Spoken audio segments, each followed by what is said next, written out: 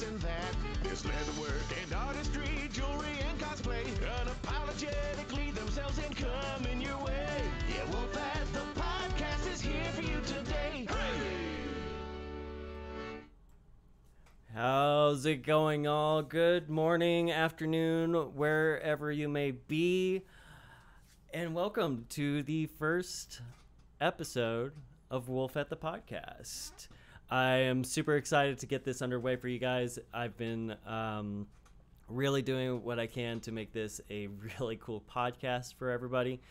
This is basically going to be a podcast for creators of all forms, whether you're leatherworker, jewelry maker, cosplayer,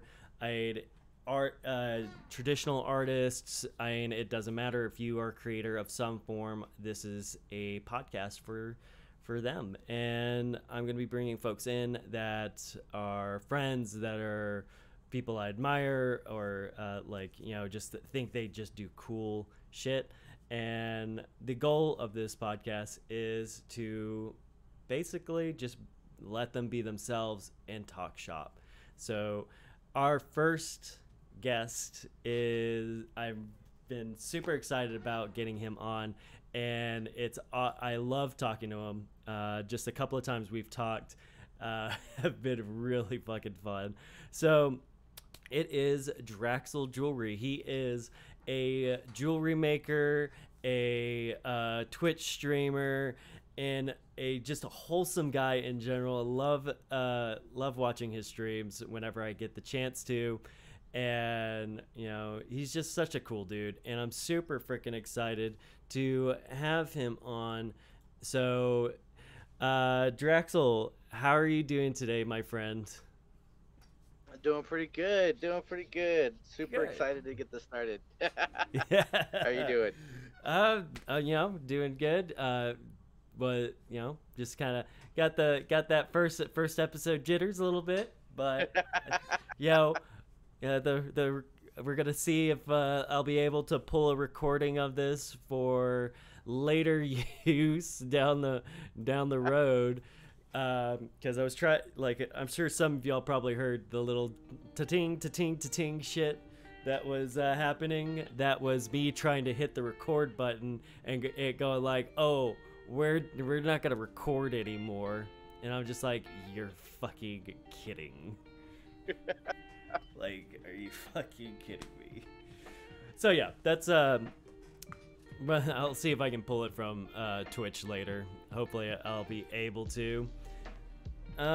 So again, this is pretty much gonna be about what you do, like what are some of the things that you've done, how you got started, like all kinds of stuff. And we're gonna be going over a lot of that. But first things first is just tell people a little bit about yourself and what Draxell Jewelry is. So, single dad. I've got 3 kids, but only my youngest son lives with me. My main job is I'm an IT guy for a pretty small call center, and I just decided to kind of get back into making chainmail stuff one day. And just kind of looking at the makers and crafters section of Twitch, I found a silversmith and just was like, that looks really interesting, and just kind of watched, learned a little bit, and then after a while of getting kind of the basics, I decided to just kind of dive right into it and stream my learning process. That's awesome. Yeah, I know you first popped in on when you were just hanging out in my stream, and then you told us you actually didn't tell us that you were streaming until after a couple of weeks or something like that you were streaming, and I was like, the fuck, dude. So reason for that, so I used to stream like 6 years ago, 5-6 years ago, but back then it was video games and me learning how to program.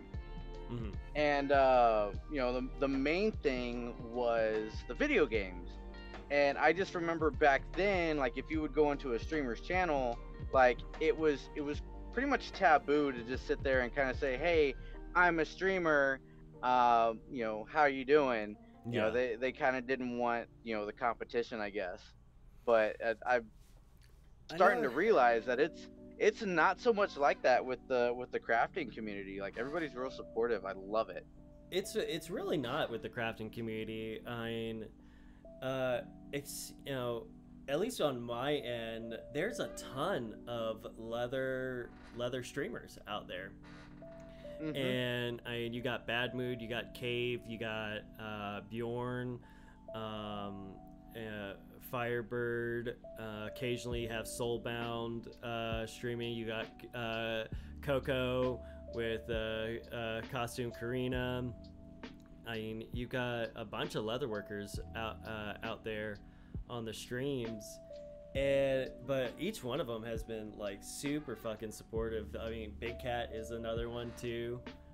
Big Cat is another wholesome streamer, even though he's making like he's basically making bondage wear, and he's so wholesome. As Kate likes to cheat on my stream with either she said it was mostly Big Cat, but she started cheating on the stream with you, which I was like, it's not cheating. He's a fucking go support him. Jesus. Speak of the devil, she's fucking watching. Yeah, I thought it was really cool the first time I saw her pop into the channel and say hi. I was like, look who's here! His fish Look who's daddy! here!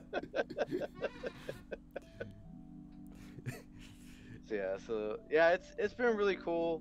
I think the part I like doing is I like being able to sit there and say, hey, go check this person out. Go check this person out. I make decent stuff, but you should really check out this person or this person or this person because they're so much better. And if you really want to learn, you should sit in their channel. Yeah. And I like spreading it that way. And then I love rating channels. I think that's so fun. Because I haven't followed a whole lot of people yet. I'm sitting there trying to build up my list of people to sit in and support and everything. But so I'll have the Twitch app open on another monitor because I've got 4 of these bad boys over here. Damn. But I'll have the Twitch app open on one just so I can support one streamer, and if there's multiples of them that are online at the time at a time, I will open up multiple windows of Google Chrome on Twitch to support every single one of their channels. That's cool. I'll look through and I'll be like, all right, I haven't rated them in a while. Let's go rate them. I haven't rated them in a while. Let's go rate them. But in the off chance, like last night, actually no, you were on last night. It was 2 nights ago. That I didn't have anybody on my channel or on my follow list that was streaming. So in that case, I love asking my viewers like, hey, is there anybody that you guys follow that we can share some love to? And typically I'll get 3 people saying, oh, rate this one, rate that one, and so I'll pick out of one of the people that have been recommended, because very rarely, very rarely, I won't get a suggestion. I won't have anybody on my follow list, and I'll go and I'll just look on the makers and crafters section. I'll just kind of scroll down, and if there's somebody that I think is interesting, because for some reason a lot of the channels in there are just 3D printing. I don't think anybody wants to sit there and watch 3D printing for a long time. But very rarely, if that's the case, then I'll end my stream. But I love doing that. It's fun, just I've done sharing the love. I've done similar things. I try to go support people that I follow first. Then what I'll do is I'll see about see if anybody's got any suggestions. Though a lot of times, like if I don't see anybody that is on my follow that I want to raid, I'll just take some time and search people in art and makers and crafters, and I'll just go raid somebody randomly, just because it's that actually to me is how you develop more relationships too, is through raiding other channels. And it's always fun to see how people react when they get raided too. Like like some people are super fucking just chill and hey, what's going on, everybody? Then you got for you, whenever I see like Draxell or Bad Mood or someone I know raid me, I'm like, oh shit, welcome motherfuckers. If it's someone I had no idea, when Mira Scarlet raided me one night, and I didn't even know what was happening. I turn around and all of a sudden I see my chat blowing up. I'm like, what the fuck's going on? Because for the longest time my freaking notifications weren't working. I had no clue anybody had raided me, and then I look and I'm like, holy shit. Fucking I freaked out because I was like, the fuck? So the only issue I have when that happens is I will sit there and I will let all the notifications come through, because you can sit there. I'm pretty sure you've gone through this where you're like, oh well, Draxell, thank you for the Child of Proteus, thank you for the Taxi. You just keep getting interrupted because they just keep flowing through. Yeah. So the only issue I have with that is, I use Streamlabs, and they give you this little mini feed right underneath your stream. Yeah. But it only right now too. at the most you can only see 2 notifications for that, and the scrolling on it is not perfect. You can scroll down just one little click of your mouse wheel and it'll scroll down 3 names, and you're like, well, now I don't know what to do.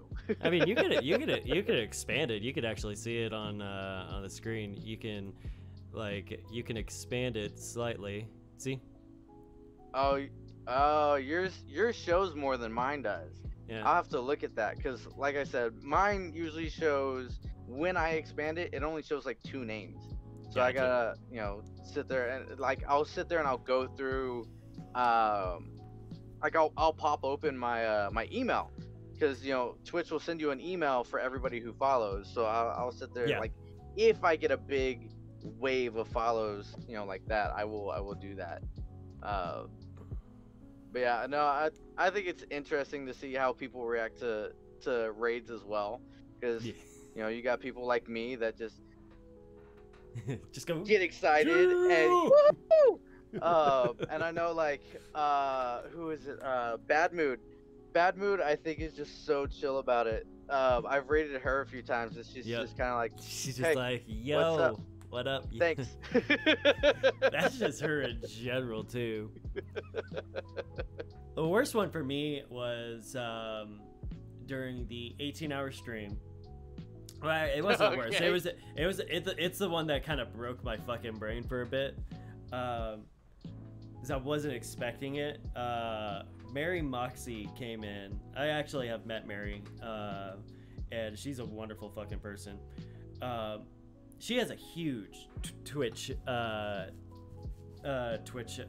account, and she raided with 800 people. Something some ridiculous ass fucking number. She fucking raided with that amount of people, and I was just wow. Holy shit. And this was, I think it was 14 hours into the 18 hour stream, so my brain was fucking just bleh. And of course, my ass just fucking turns on this fucking switch and just goes, and it's fucking have done that before. One time Cave came in and was like, hey dude, I'm about to raid you, and I was like, shit dude, I was about to raid you. It was like, oh, no big deal then. I was like, fuck it, no, fuck this shit. I got a second wind. I'd only streamed about 8 hours. I could do 10. Let's do this shit. Like, I'm fucking just like, I went off the rails on that one. That one I definitely was just, like, I fucking lost my shit. So last night, I didn't really have it in me. Well, I could have, but I wanted to make sure that I got enough sleep and I was well rested for today. Yeah. But I was working with those rings while I was playing around with my new toys, and there's a buddy of mine. He was streaming Pokemon last night, and we've got a pretty big community here in the San Antonio area that we play Pokemon competitively. And he was ending his stream, and I guess another one of our buddies convinced him to just come raid me, so he did. And I was like, oh guys, it's midnight. I was just about to get off. They were like, no, now you're obligated to stay on. So I sat and I chatted with them for a little bit, and then I was like, all right guys, I really got to get off. I was like, we're gonna raid one of the greatest leather workers that I have the pleasure of watching at late at night, and that's when we came and raided you. Oh, fucking There's gross. been a couple times where I've sat there and I'm like working on rings, and I'm like, huh, it's midnight, I'm not tired, let's keep going. So I would stream for like another hour longer, just not even really working on anything, because I get distracted very easily. I have ADOS, attention deficit shiny.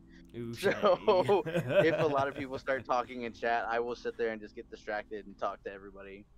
That's another thing I love about streaming. I love just having people come hang out with me. And I told people last night, I was like, I don't stream to show off what I can do, because what I can do isn't that impressive. Like, it's very basic. You want to watch an actual silversmith, go check out these channels. I was like, the reason why I stream is because people will come in and talk to me, and it's very lonely at my house right now. My son left to Maryland. Yeah. Just for a little bit, right? Yeah, he's gonna be there for the summer. He comes back a week before school starts. Gotcha. So there you go.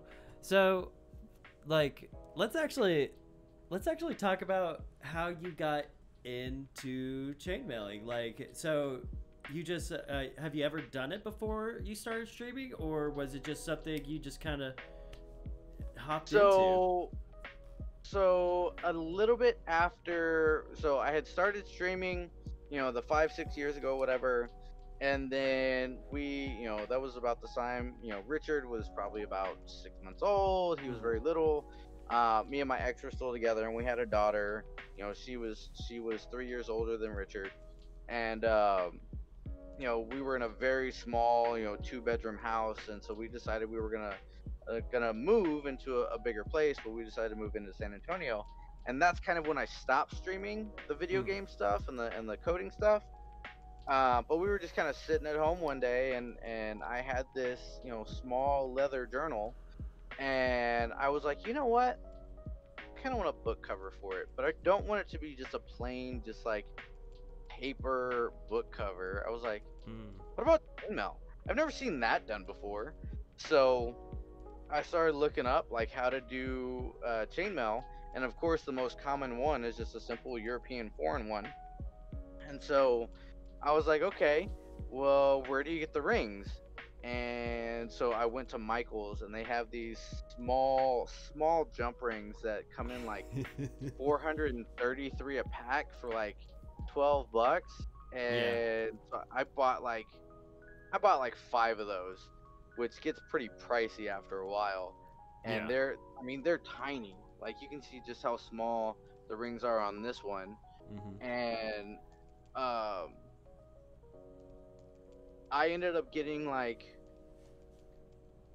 halfway through, a third of the way through, and I was just like, I don't know if I want to continue this. It's getting kind of expensive just for this one book. So I ended up looking up just different patterns, and I found, just variations of a European foreign one, like 6 in 1, 8 in 1, 10 in 1, and I found you can make, rings out of it. Like I made a chainmail ring. If I could have found the picture for that, I would have sent you that. Mm-hmm. But I made a ring. I made, just a small bracelet for my daughter, and it was just a simple, 6 in 1 or 8 in 1 pattern. And I thought that was kind of cool. And then after that, it just kind of fell off. And 5 years later, I started getting back into like metaphysical stuff, witchcraft and stuff like that. Mm-hmm. And I was like, okay, well, I want to get a crystal. So I ended up getting, where's it at? I don't know if I have it here, but I ended up getting this celestite because I bought a book called The Crystal Bible. I was like, I want a gemstone or crystal that is for, finding the truth, just being honest, crafting, just a whole bunch of stuff that I wanted. And I found celestite. So I found that, and I was like, okay, well, crap, now I got this big crystal that I don't know what to do with. I was like, you know what? I'll make it into a necklace. So I bought wire, I wrapped it, and I put a little like loop on the top to put it on a necklace. And I was like, well, now I need to go get rings. So, and that's actually what's on stream right now, is that one with the big blue crystal on it. That is that's my crystal. And so I made that, and I was like, you know what? I don't want it to be like a regular just necklace that just loops around my neck. I was like, I want it to be a pendulum too. Mm-hmm. So that's why I made it in that style, to where, it's hooked on one end of the chain, and on the other end is the lobster claw, to where I can clasp it just anywhere on that length of chain to sit where I want it to. All right. And from there, we were still working in the office at that time. So people were just like, oh my God, where did you get that? That looks amazing. And, well, I made it. And they're like, well, make me one. Oh, make me one. So from there, it's just, okay, well, let me make this one. Let me make that one. Let me make this one. And it's pretty fun. Excuse me. It's pretty fun. I like it. For the most part, it was, let me look up on YouTube just chainmail. And so just basic tutorials would come out of there. And it wasn't until recently where I was like, okay, I'm not finding anything new on YouTube. Where do I go? And I found one website that has quite a few different patterns, and they have step-by-step instructions on how to add the rings. And that's where I was like, you know what? I'm going to make another book cover. So I went to Barnes & Nobles. I got another journal. And I was like, all right, as soon as I hit just a goal, an affiliate goal, we'll do it a giveaway. And I did not expect to reach my goal so quickly. And I'm like a month later, and I'm still working on this book. But it was cool because there's not a lot of chainmailers on Twitch. I think I've seen like 2.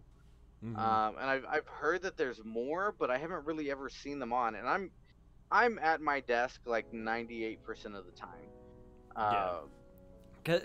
I'm working here, or I'm streaming, or just watching streams. So I will scroll through and look for them. Yeah. Thank you very much for the follow, Stuffer.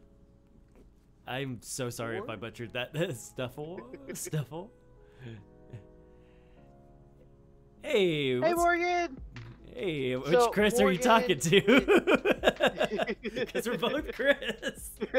I'm like, and I know Morgan, so I'm like, which Morgan is this? I believe that's my Morgan, and if I'm not mistaken, it's Morgan from the Pokemon group. Nice. Well, welcome, Morgan. So, and it was, I was working on the book cover, and I was like, all right, guys, let's take a vote. I took a screenshot of a certain amount of patterns, and I was like, okay, I think I can do those. And I was like, all right, guys, vote on it. And I put it up in chat, and I got 1 vote for the whole thing. And it just so happened to be the most difficult pattern out of all of the ones that and I had never attempted it before.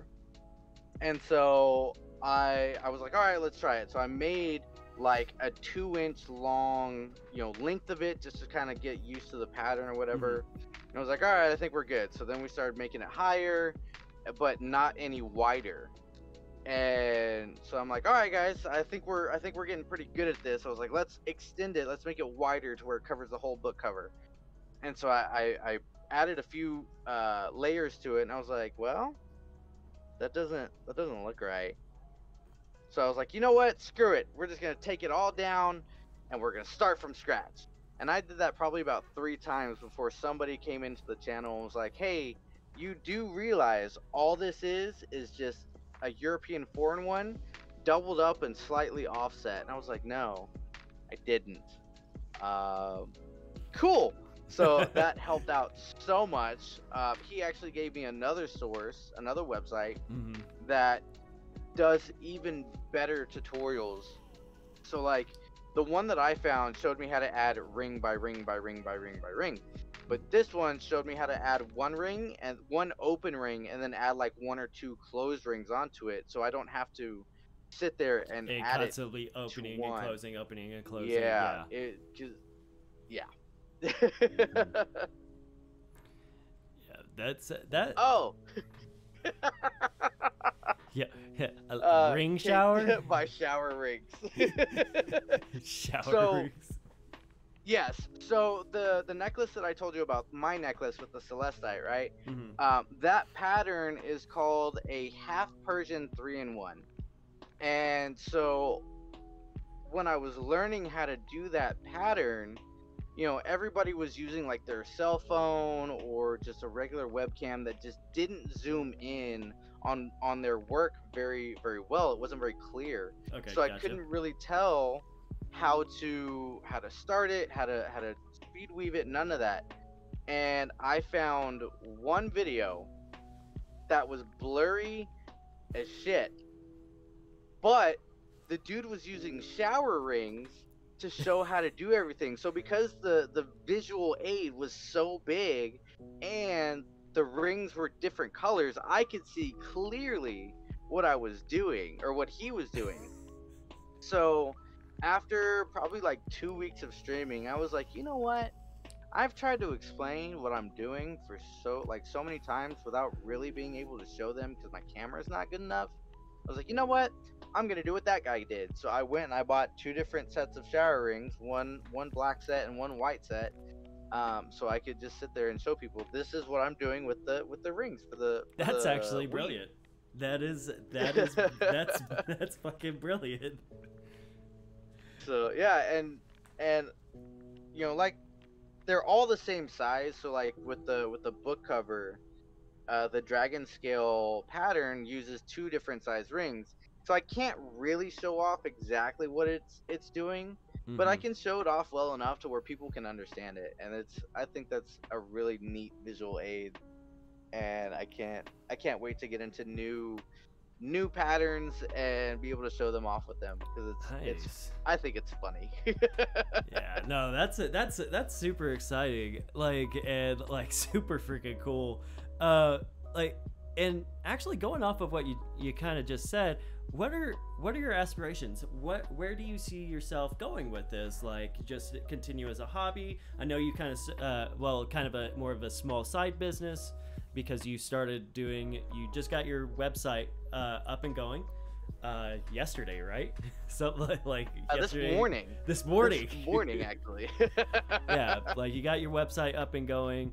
Yep. You got your Twitch streaming going, and then you got your Instagram, which everybody, yep. If you look for Wolf at the Workshop, it will in the chat it'll be posting all of Draxell's social medias and stuff, at least the ones that he has right now. Oh, thank you, Stuffer. So, right now, it's just kind of a hobby. And like I said, I work as an IT guy. I like working with computers. It's simple. It's easy to find solutions if you know how to look for things.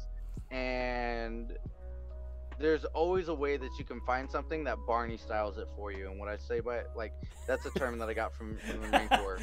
You know, you gotta make it simple enough to where it would be like on the show Barney, okay? Because Marines were not that bright, right? So I like working with computers. Since I have started, you know, making rings, I have fallen in love with it, and I want to make it my job. So I I went to this one jewelry store, locally owned, um, like 4 months ago, 4 or 5 months ago, Yeah. because I wanted to learn how to facet gemstones, right? So like if you see a diamond, Yeah. how they're cut, that's what that is, right? So I wanted to learn how to do that. So I went to this one guy, because I got recommended to go to him through another like big chain um, jewelry store. So I went to him and I asked him, and he was like, "No, it's a dying art. You're not really gonna find anybody. I think the last person that did it here, he died, you know, like a couple years ago. Blah blah blah." I was like, "All right, no worries." So once I kind of decided that I wanted to make this, I wanted to change my career path. I want to do this for a living. Mhm. I went back to him and I asked him. I was like, "Do you have any kind of like apprenticeship program? Like maybe I can do it part time, just learn, better my skills, and maybe work for you. And then once I get to a point, I want to open my own store." Um, but he's like, "I don't have room for one." He's like, "I usually do. I've got two apprentices right now. We're in a small store, so one, you know, we wouldn't really have room for you, and two, I don't think I would be able to pay you." Which that wasn't even on my mind. I figured, like I said, I would work my main job right now and then do that Just like do a an part-time unpaid deal. apprenticeship. Yeah. Yeah. But he was like, "You know what?" He's like, "Go to this jewelry store." I was like, "Okay." It's a big chain, but I didn't think they would do that. But I was like, "You know what? Screw it. We'll try them out." So I ended up looking up just jewelry stores near me, and I called some of them. I went into some of them, like just kind of zigzagging my way up to that one store, and everybody told me no. Then I got to that store, and the guy was like, "Yeah." He's like, cause I showed him my rings, and he was like, "Those are really unique. I like those." Mhm. He's like, what do you know how to do?" And I was like, "This is it." I was like, and it's not even that well. Like I showed him the seam on one of my rings, which you can definitely tell that there's, You could you know, just a see gap it. in there. Yeah. Yeah. And he was like, "Yeah." He's like, "Go to this website." He's like, "Put in your resume." He's like, "Once, you know, the country opens back up, or the state, whatever, we'll call you in, and we'll sit down and discuss everything." And I was like, "Cool." All right. So I would not mind leaving my job to go work for a jewelry company to learn how to do this. But you know, like I said, I also want to open my own, you know, start my own business doing this. Yeah. And I went to a metaphysical store, in San Antonio, and I asked them because I noticed that, you know, I go in there quite often looking for crystals, and I noticed that they have these little copper like chips. They're like this Yeah. little melted copper that just, you know, globbed up and then and hardened. And I was like, you know, what do people actually buy those? Like why? And so they were telling me why. I was like, okay. And before I even said anything, one of the girls there was like, "Those are really pretty rings. Are those copper as well?"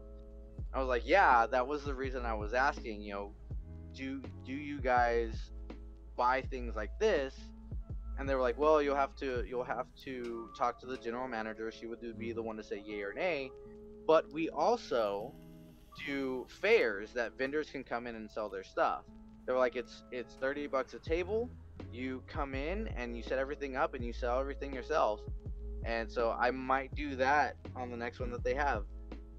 Yeah, I would definitely recommend that because, so for me, I started Wolf at the Workshop a little over a year or so ago, like, and I hadn't been really pursuing it hardcore until like the last, pretty much like 6 to 8 months. Like I've been like really pushing hard on it. But when I first started out, I went to, I was helping out some friends at a, it was basically an oddities market. And Okay. I don't think I've actually told this story on stream. So it was my first time as Wolf at the Workshop selling my stuff. And I was just helping out a friend's booth and stuff, and I was like, "Hey, can I sell some stuff there?" And he was like, "Sure, yeah, that's no problem. Since you're holding down the booth, that'd be awesome." I will never forget Did this. you sell more than he did? No. I showed up at an oddities market with a few keychains and some hat bands. Like, they were cool hat bands, don't get me wrong, but I didn't sell a thing. I actually spent more money there than I made. I didn't make anything. I didn't sell a single thing of mine. Oh wow. Like, and that was my first event as Wolf of the Workshop. Didn't sell a fucking thing. But I was like, okay, I know exactly why I didn't sell anything, because I didn't have anything people were looking for. So Okay. I then doubled down on my wallet making, and the next oddity market, I sold like, I think like 3 wallets. And like, so like, I know a lot of people would have been like, oh, my first time selling something, fuck that shit, didn't sell anything, it's not worth doing anymore. It's not so much like, I guess for me it's just like I could have been very easily discouraged by it, but I also, you know, took the time to be like, okay, why didn't I sell anything? And that's something I highly recommend keeping in mind for anybody watching this, and for you, Draxell. If you're gonna sell at places like that, like flea markets, little festivals and events and stuff, make sure like you're researching what the demographic is, because for an oddities market, it's a bunch of goth kids, metalheads,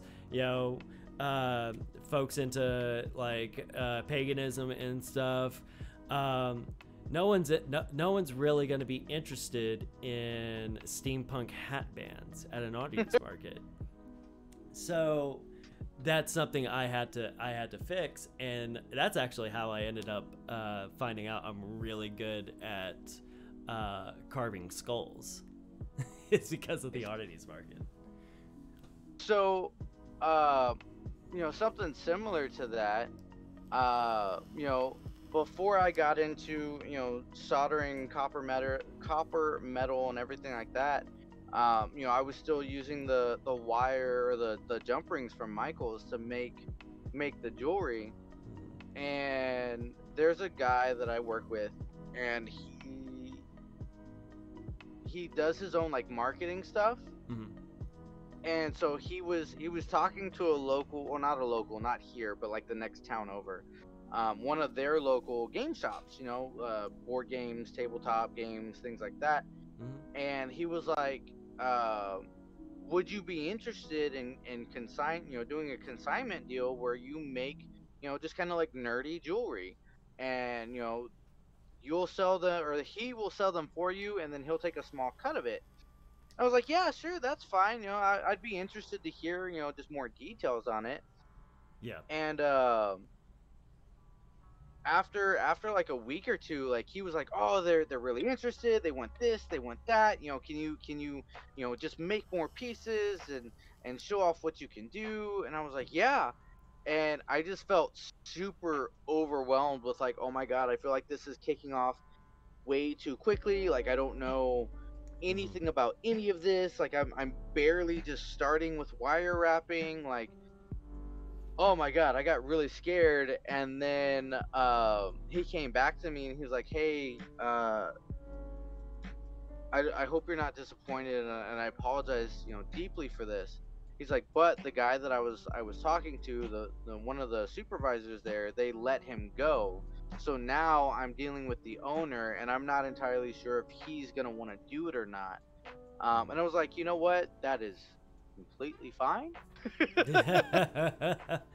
Because I was like, I need to take a step back and really just learn, what I'm gonna do, and then from there I can mass produce stuff and sell it.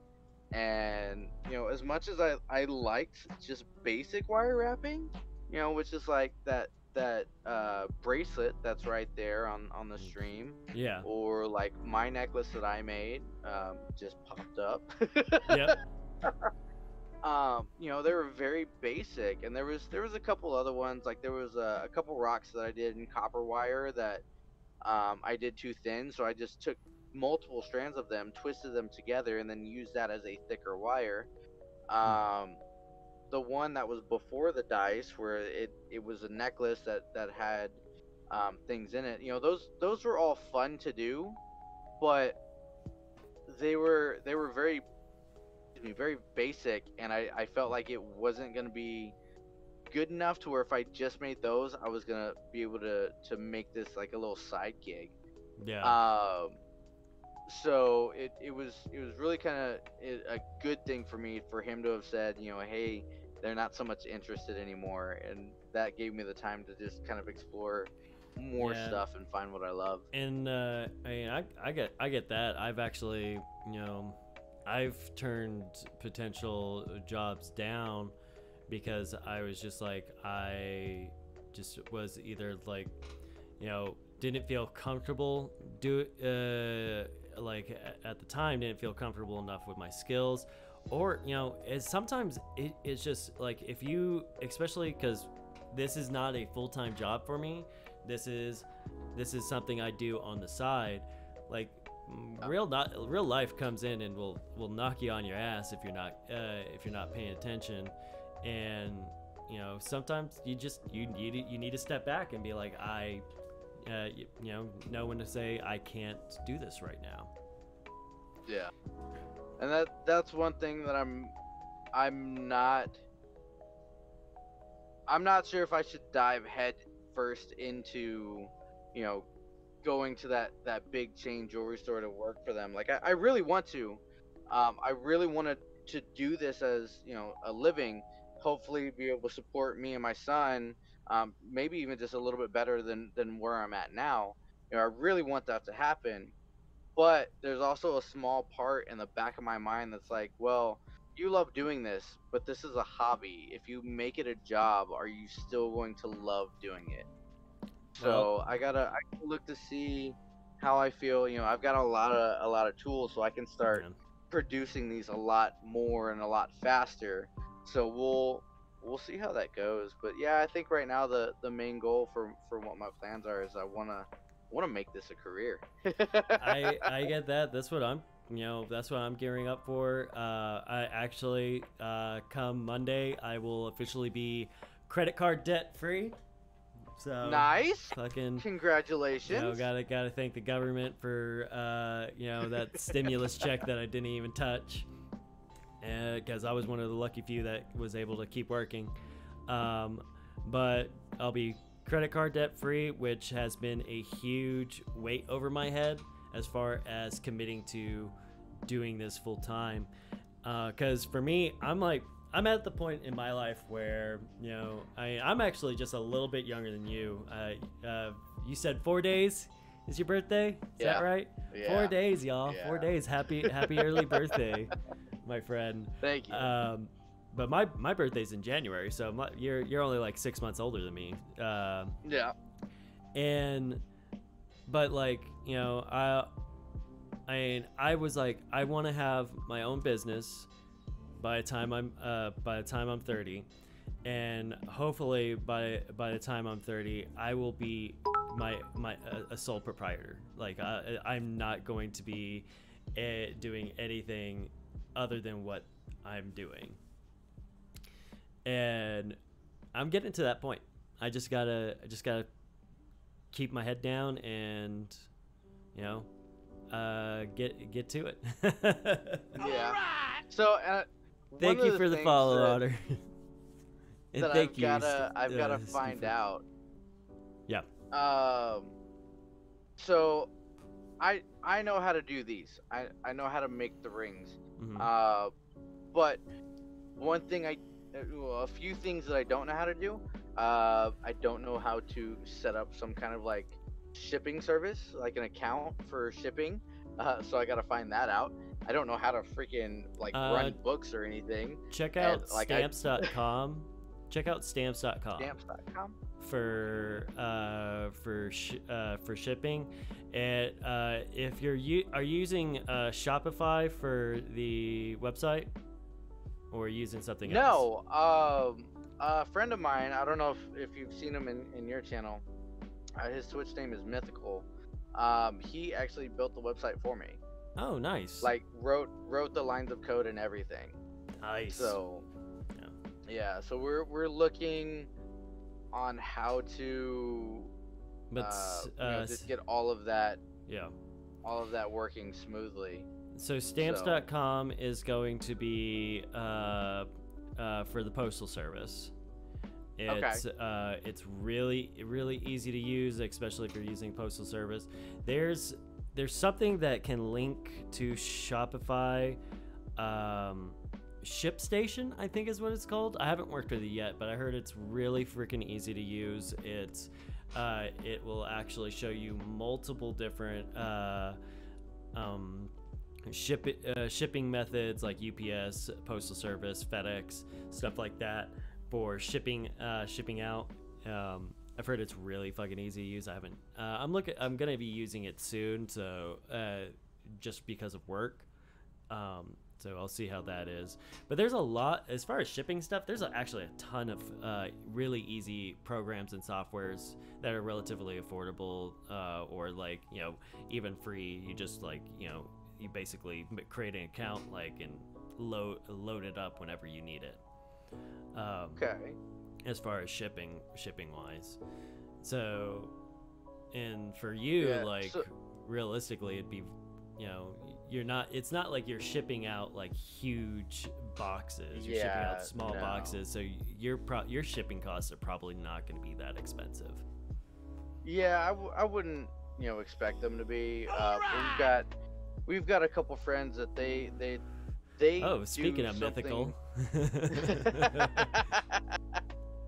But they do something similar with shipping and selling stuff online. And they ship kind of small things. So I've told them that, hey, just a forewarning, I'm gonna pick your brain on how you do all of this, because I need to learn how it's done, and I need to learn how it's done efficiently. That way I can, kind of kick things off with as little kinks as possible. I fully agree with that. I fully agree with preparedness is is gonna make things so much easier. I mean, that's the whole reason why I'm doing what I'm doing, is I'm trying to prepare myself and gear myself up to launch into being a self-employed person, because it's fucking terrifying. It is absolutely terrifying, especially if you don't have investors, or you're not rolling in dough to begin with. It is absolutely terrifying to take that jump, and I haven't taken that jump because I was just like, I'm so glad I didn't. I'm so glad I decided to wait as I have, because I feel I would have failed. I feel I would have failed, and I am now at a point where I'm like, when I go into this, I'm preparing myself for success, and that's that. And I think that it's smart to take your time and make sure you're doing it right, rather than just jumping head first. There are times when jumping head first is like the best option, but for some people it fucking works. There was a time, back in 2010, I got deployed, and I was just an E3 at the time, so I was there. Like, you have your NCOs and your non-NCOs, right? Well, I was a non-NCO, and I had my corporal there. He was supposed to sit there and show me the ropes, show me how to do everything. And like 2 weeks into us being in country, we worked the overnight shift, and he's walking back from the gym, didn't see it, and fell into some concertina wire and messed up his arm, like, bad. So they medevaced him out to Germany, and the next day I walk into work and they're like, so this is what you're doing. You got to give a speech. These are the points that you got to go over. Have at it. And I'm just like, okay, no, okay, just throw me to the wolves, why don't you? Yep. So yeah, I know there's definitely some times where you have to do it like that, and then there's sometimes where you just gotta make sure you're prepared. Yeah, I'm definitely one of those. I definitely am one of those guys that is a firm believer in trial by fire. Like, as I've been a chef for a while, and I've done a lot of different things that, like, you can't like basically pussyfoot around. You gotta fucking hit it head on and dive in order to get used to it. And like, but there are certain that's situational. Sometimes, like a situation like that, you have no choice. You have to hit it head first. And then there's times where, like, starting a business, it's like, take some time. Take some time. Make sure you're ready to do this. Otherwise, you're going to fucking fall flat on your ass. Yeah. So, and that's kind of where I was with the jewelry stuff, too, is like, I knew I wanted to I wanted to do sterling silver, because that's where, you can make some money, because it's a precious metal. Yeah. And I was like, well, I can make this bracelet, but it's gonna be very flimsy. Like, I know that I've used like galvanized steel before, which is a little bit stronger than the silver, and even then, this certain weave has pulled apart just very easily. Yeah. So I was like, well, I need to solder all the ring, half of them, if not all of them. And I was like, you know what? If I don't just jump in and learn how to solder them now, I will never do it.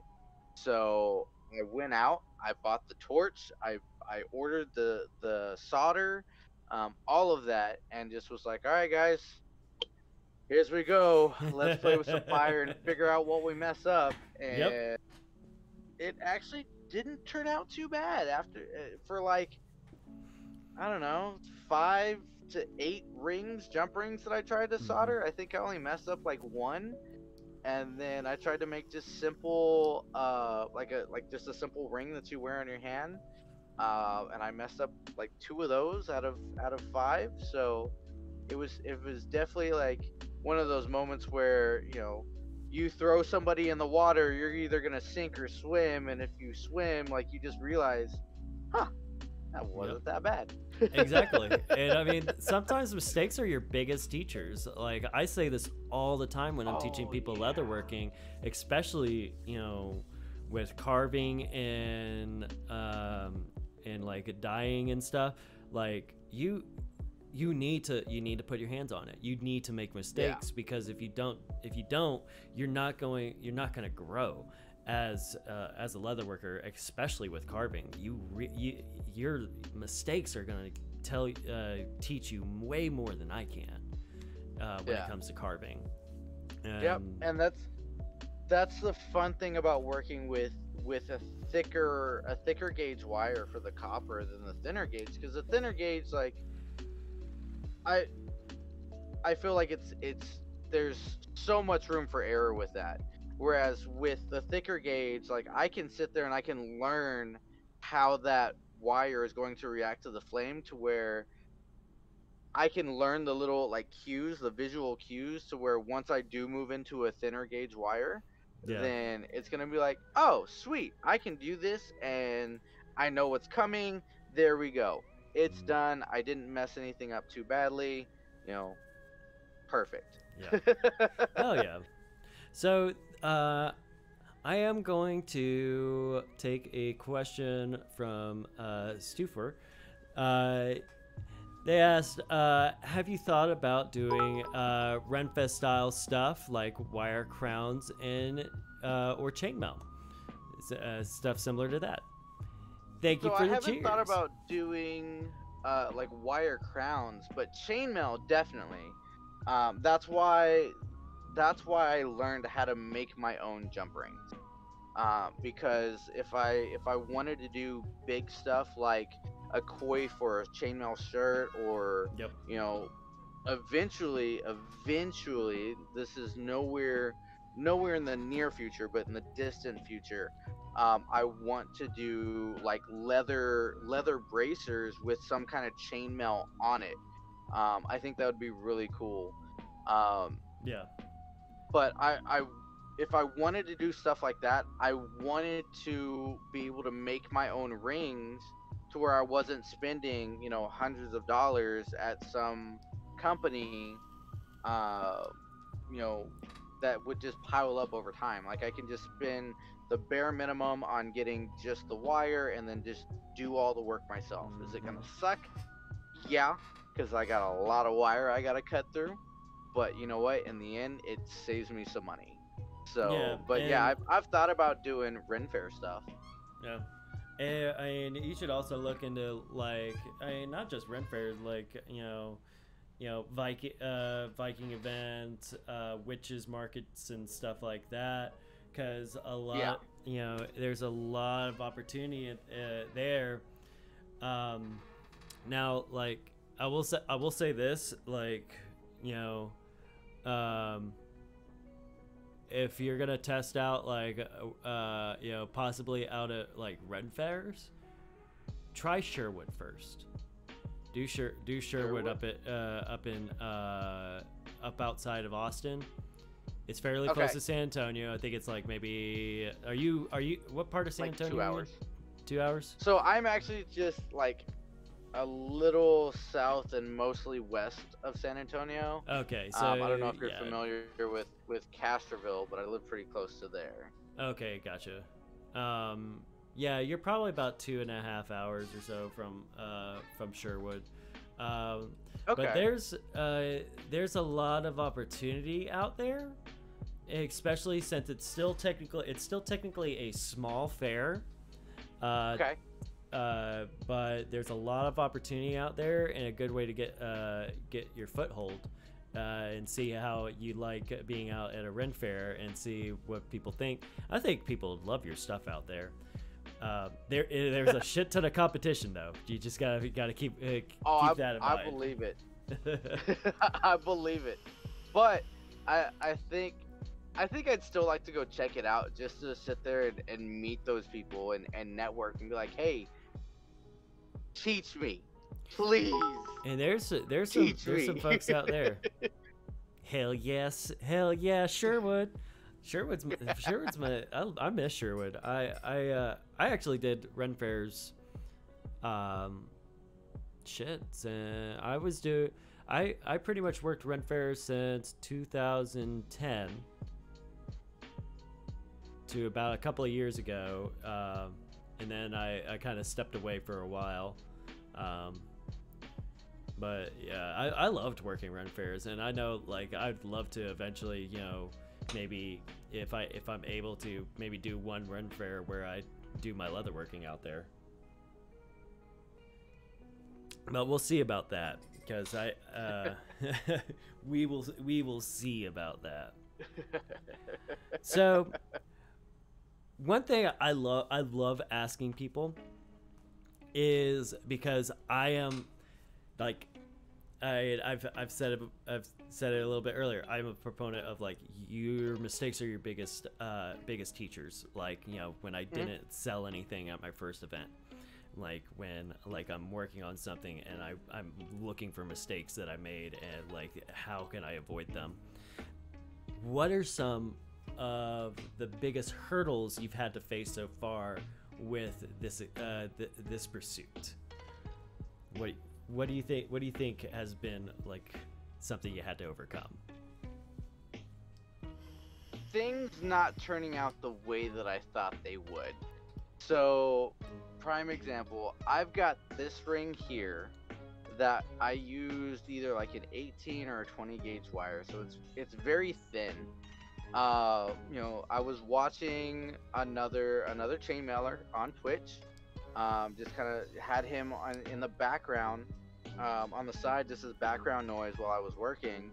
And he was just kind of explaining how, he used to be a silversmith, and he showed off a ring that he had made, and I looked and I was like, that is really, really cool. And he had said that he had weaved it in and out of each other. So in my mind, that was like, oh, braiding. You know what? Let me see if I can braid wire. And my first attempt, I think, was this one, and it turned out horrible. horrible. And I'm just like, I don't, like, that was not a good idea. I don't know what he did to do that, but mine turned out horrible. And so I was just like, maybe that's not something I should do. Maybe I should find a different style. Yeah. And a lot of, like I said before, a lot of the crafting community is very supportive and helpful in everything. Mm-hmm. And I was just talking about it one night on stream, and somebody was like, well, try annealing it. And I was like, I've heard that word before, and somebody has tried to explain it to me. I just can't visually picture it. I was like, maybe if you type it out and I can read it slowly, maybe I can understand it. And he was like, oh yeah, it's just you heat up the metal and you quench it, and it makes it softer. I was like, well, that's Barney style for me right there. and I did, and I attempted it again, and this one turned out better, but it still looks like crap. And I'm just like, well, what am I doing wrong? Mm-hmm. They were just like, they're not visually appealing. Like, yeah, it's good practice, because this.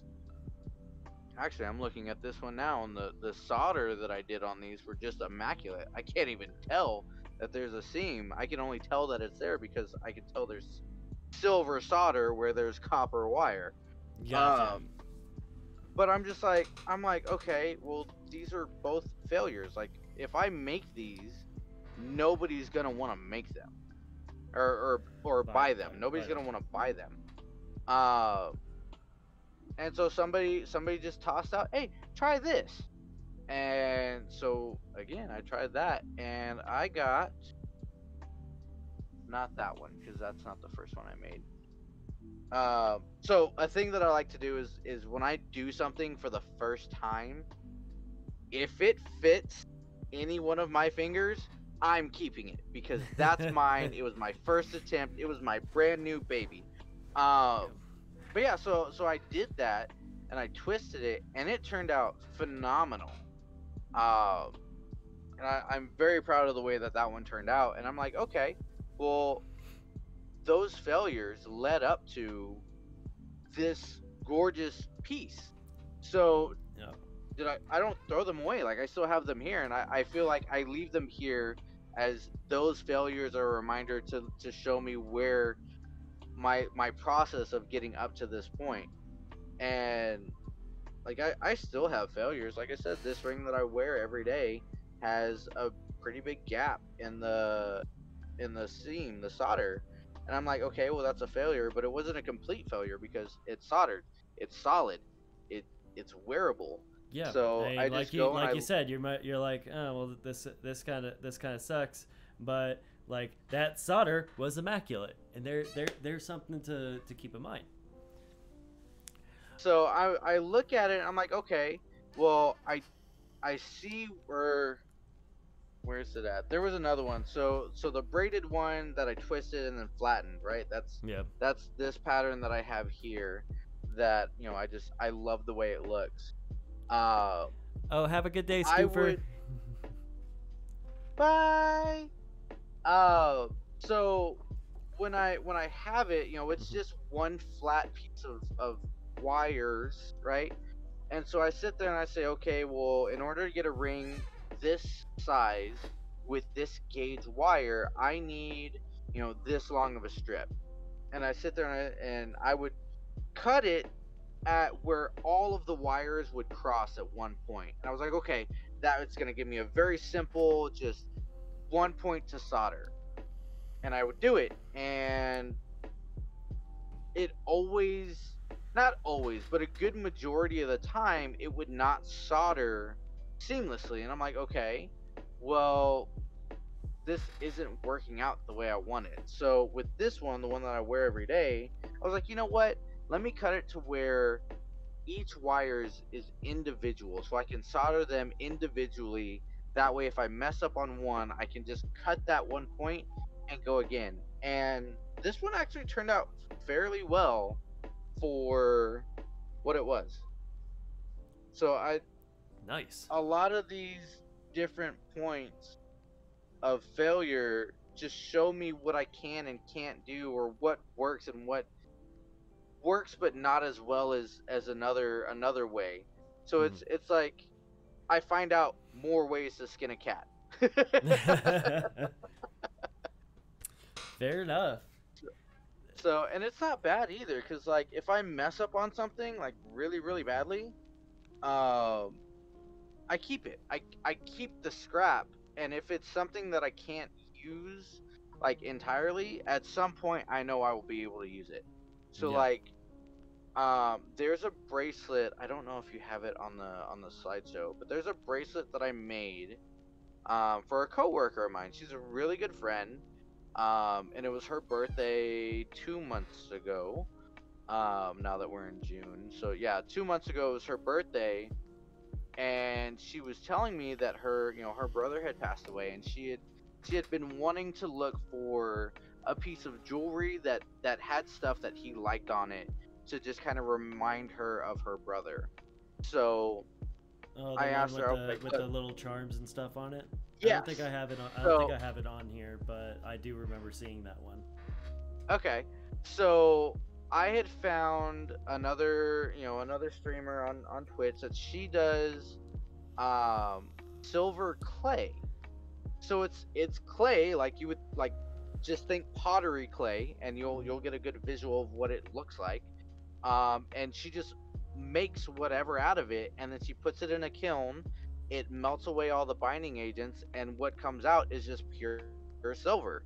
So I had asked her for a Willy Wonka top hat, and the initials for Sons, like SO and then NS for Sons of Anarchy, because her brother liked Willy Wonka and he liked Sons of Anarchy.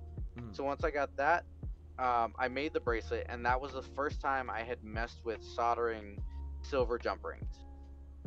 And there were 40 rings that I needed to solder, Yeah. and I had to do 43 because I messed up 3 rings. And I didn't know it at the time that I could use it later, but I kept those 3 just shriveled up silver pieces for just a reminder of, okay, look, you can't keep this in the flame too long type deal, right? Yeah. And so one thing about me, I hate reading. I'm slightly dyslexic, so a lot of numbers and words will switch around on me. But I love doing this so much. I've gone and I've bought books to read, and I'll have to reread it over and over and over and over and over again, just so I could really just understand what's going on. But I learned about a technique in the beginning of one of the books that I was like, you know what? Those silver jump rings that I messed up, however long ago, I was like, I can do that with them. And so I did that last night on stream, and now I have this small little silver marble pellet thing that I can just like, cool, maybe I can use that later. So there you go. It was a failure at the time, but potentially it's going to be used for something else. So I mean, I'm sure you remember when I did the that floral skull, and I was just doing it for practice, and I just wasn't as happy with it. So, like, this is something I do all the time. Is I will if I'm not good at a certain type of skill, like for example, I wasn't really great at floral carving. Okay. I will throw Are myself you sure? at it. Because I'm looking at the piece that you sent me. That was a And practice piece. That was me. That was me throwing myself at it because of a piece that I did where the skull work was fucking like the skull looks great, but I was so unhappy with how the floral part turned out that I literally threw myself at doing Western floral carving and Sheridan floral carving, and until I got to a point where I was happy and I was like, no, I'm now competent in what to do, and that one of the pieces you got was me practicing that. It was me working towards getting competent at it, and like Looks amazing. thank you. So, like, that's something I tell people all the time. Don't, failure and mistakes are great learning opportunities as long as, this is a crazy way of thinking about it, but fail forward. Like, if you're gonna fail forward, because if you fail forward, you learn from it. You keep moving, even though you failed, you're still moving forward. So fail forward. I don't remember where I heard it, but I know I heard it. I didn't read it. And it was talking about progress, right? And it was like, you have to take a step, whether it's a step forward, a step backwards, stepping, to the side, changing directions. You have to keep moving. And yes, the preferred direction is to keep moving forward. But if you take a step backwards, you go back and you learn what you did.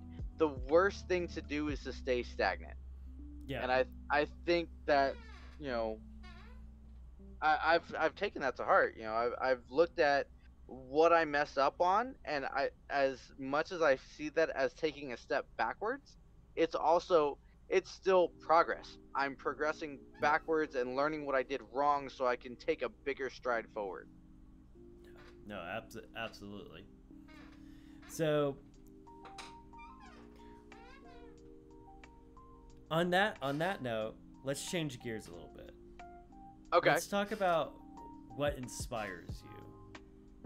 Who are some of the folks that inspire you? I know you said I think Flaming Glory was one of them, wasn't she? Yes. Yeah, So Flaming Glory Smithing. Yep. She's one of them. She's the first channel I popped into that was anything crafting. So she's a big influence. You are a big influence. Ryan 56K is a big one. All of y'all have influenced me to show, like, there's so many cool things that you can do with crafting, and the crafting community is amazing. Mm-hmm. And that's why, like, I've gotten stuff from all three of you, and it stays right here above my monitors, my computer monitors, where I can see it every day. And I just look at that and I'm like, I want to be on their level. I want to be skilled enough to where, people want to come in and view my stream for learning purposes, not just so much entertainment. Yeah. Because people can still learn in my channel now because they're learning right alongside with me. But if they want to learn, like, more in depth into it, they should probably go into another channel. But I look at it and I'm like, these people are good people. They're good streamers. They do really good work. I want to get to that level, so I leave everything that I've got from you guys up here above my monitor so I can see it every day, and that kind of pushes me to be like, I need to work on something today. at least Yeah. a little bit of practice will make me a little bit better, and I can keep going. It's I can, you know, take a step somewhere, some way.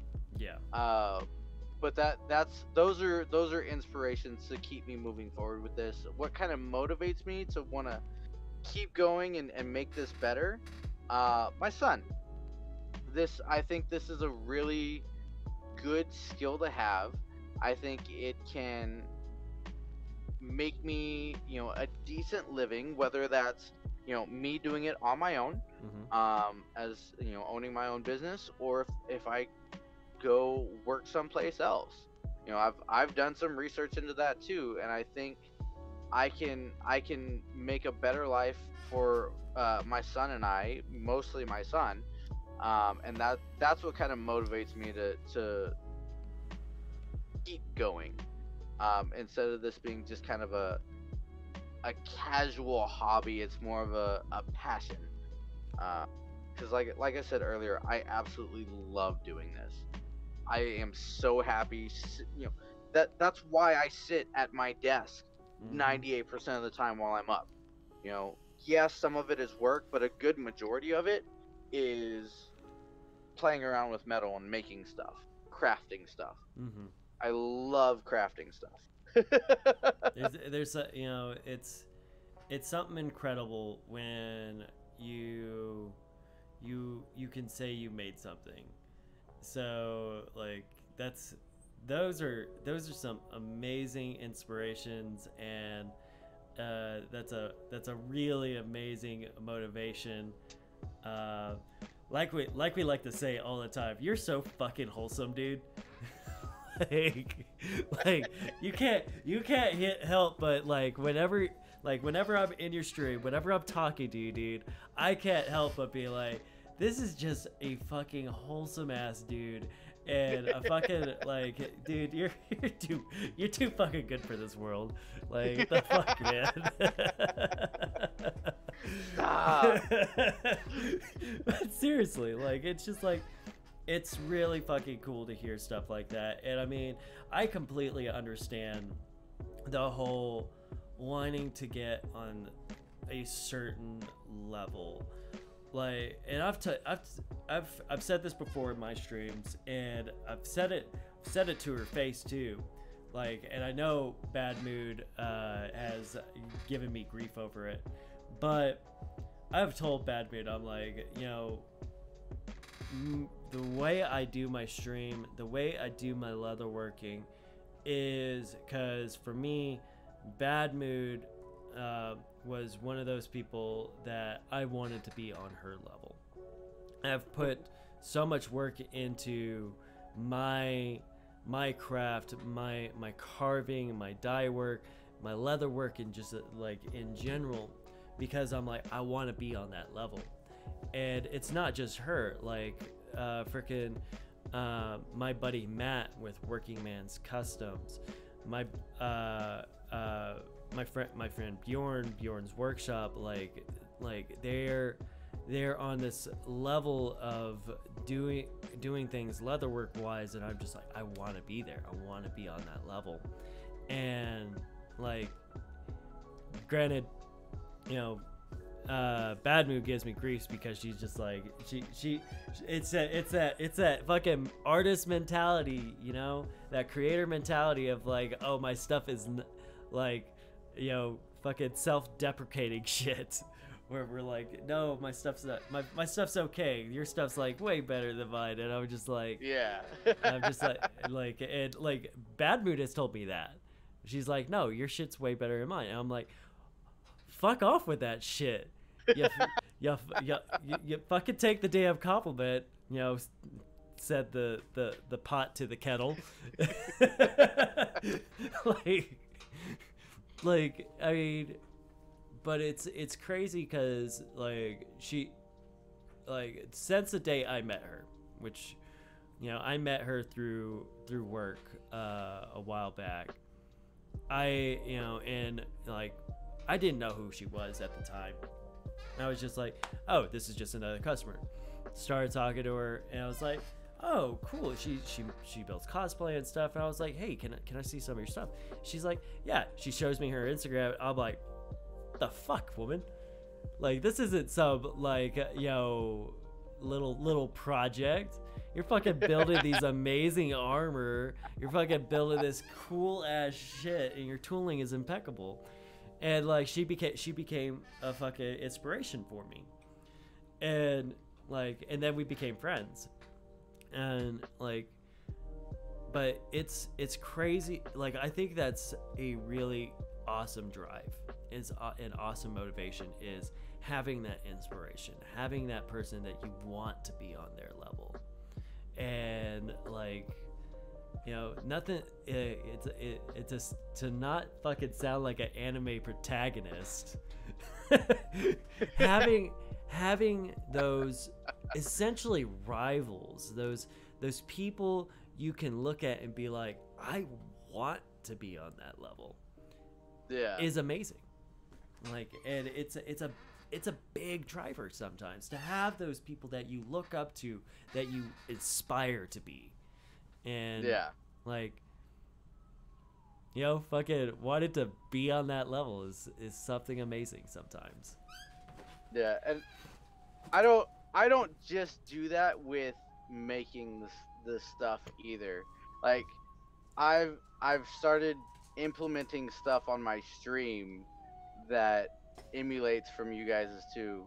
Like, your stream, I started telling subscribers, give me 2 songs, I'll add it to the playlist. There you go. Because I which think might not be a thing anymore on Twitch. Yeah, we'll see. From what I see hear, what I hear, it kind of comes and goes in waves. They throw a fit for a little bit, and then it just kind of stops being an issue for a good long while, and then after a while, it becomes an issue again. So we'll see. Yeah. I mean, that's why I have the playlist that I have playing right now.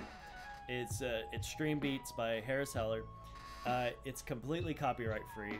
He's actually He's actually in the process of having a lawyer write up a document to give to everybody that he can make public domain. You can download it, and basically, if you ever get hit with a strike, you can be like, no, this is copyright free, and I have permission to use this. I have the license to use this.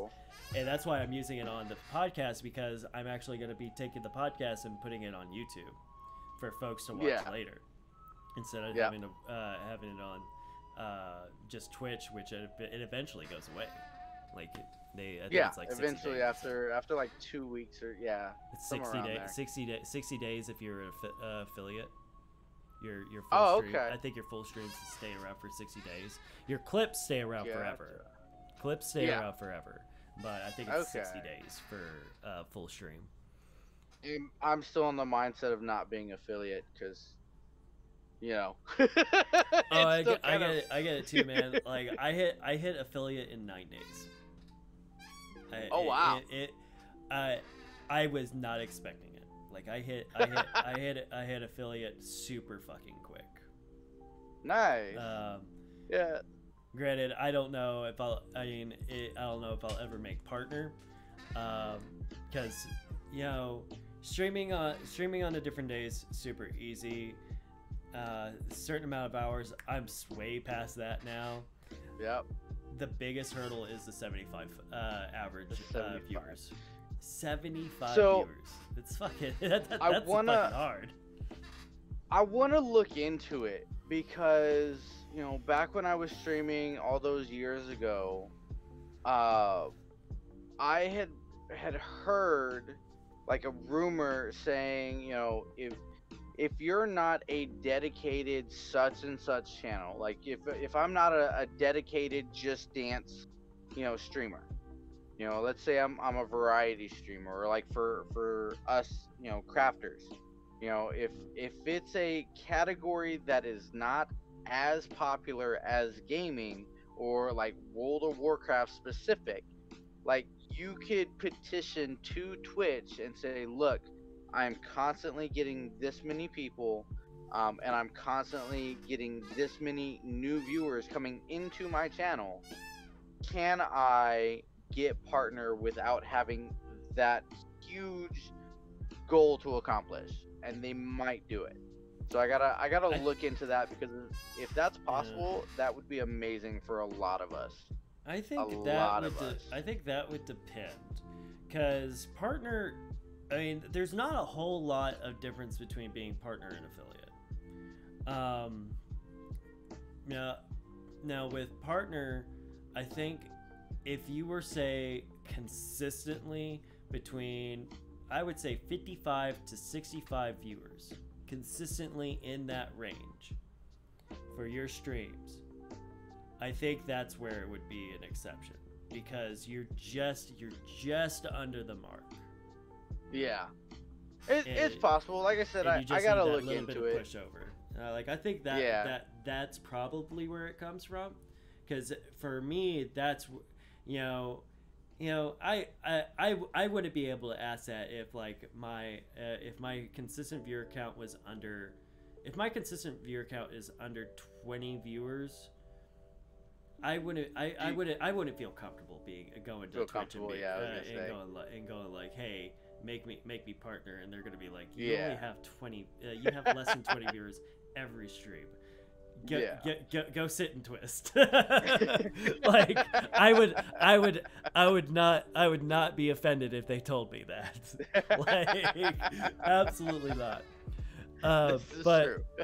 But I can see, like, if you're consistently like barely underneath it, like, I could see them being like, no, that's fair. It's like you have consistently been at this level, but you're just not there. I could see it being like that being a little bit of like, hey, help a dude out, or someone out. Though, Deb, welcome back, and you're absolutely fucking right. That absolutely needs to be a fucking course for an artist. There needs to be a mandatory course for artists on how to take a fucking compliment. And I'm not saying damn, because it's take a fucking compliment. So speaking of taking a compliment, so I have to drive a lot for work. Mm-hmm. And I think it was Friday. I had to go for work. I had to go pick up like 2 computers, and I had to drop off 1 thing. Yeah.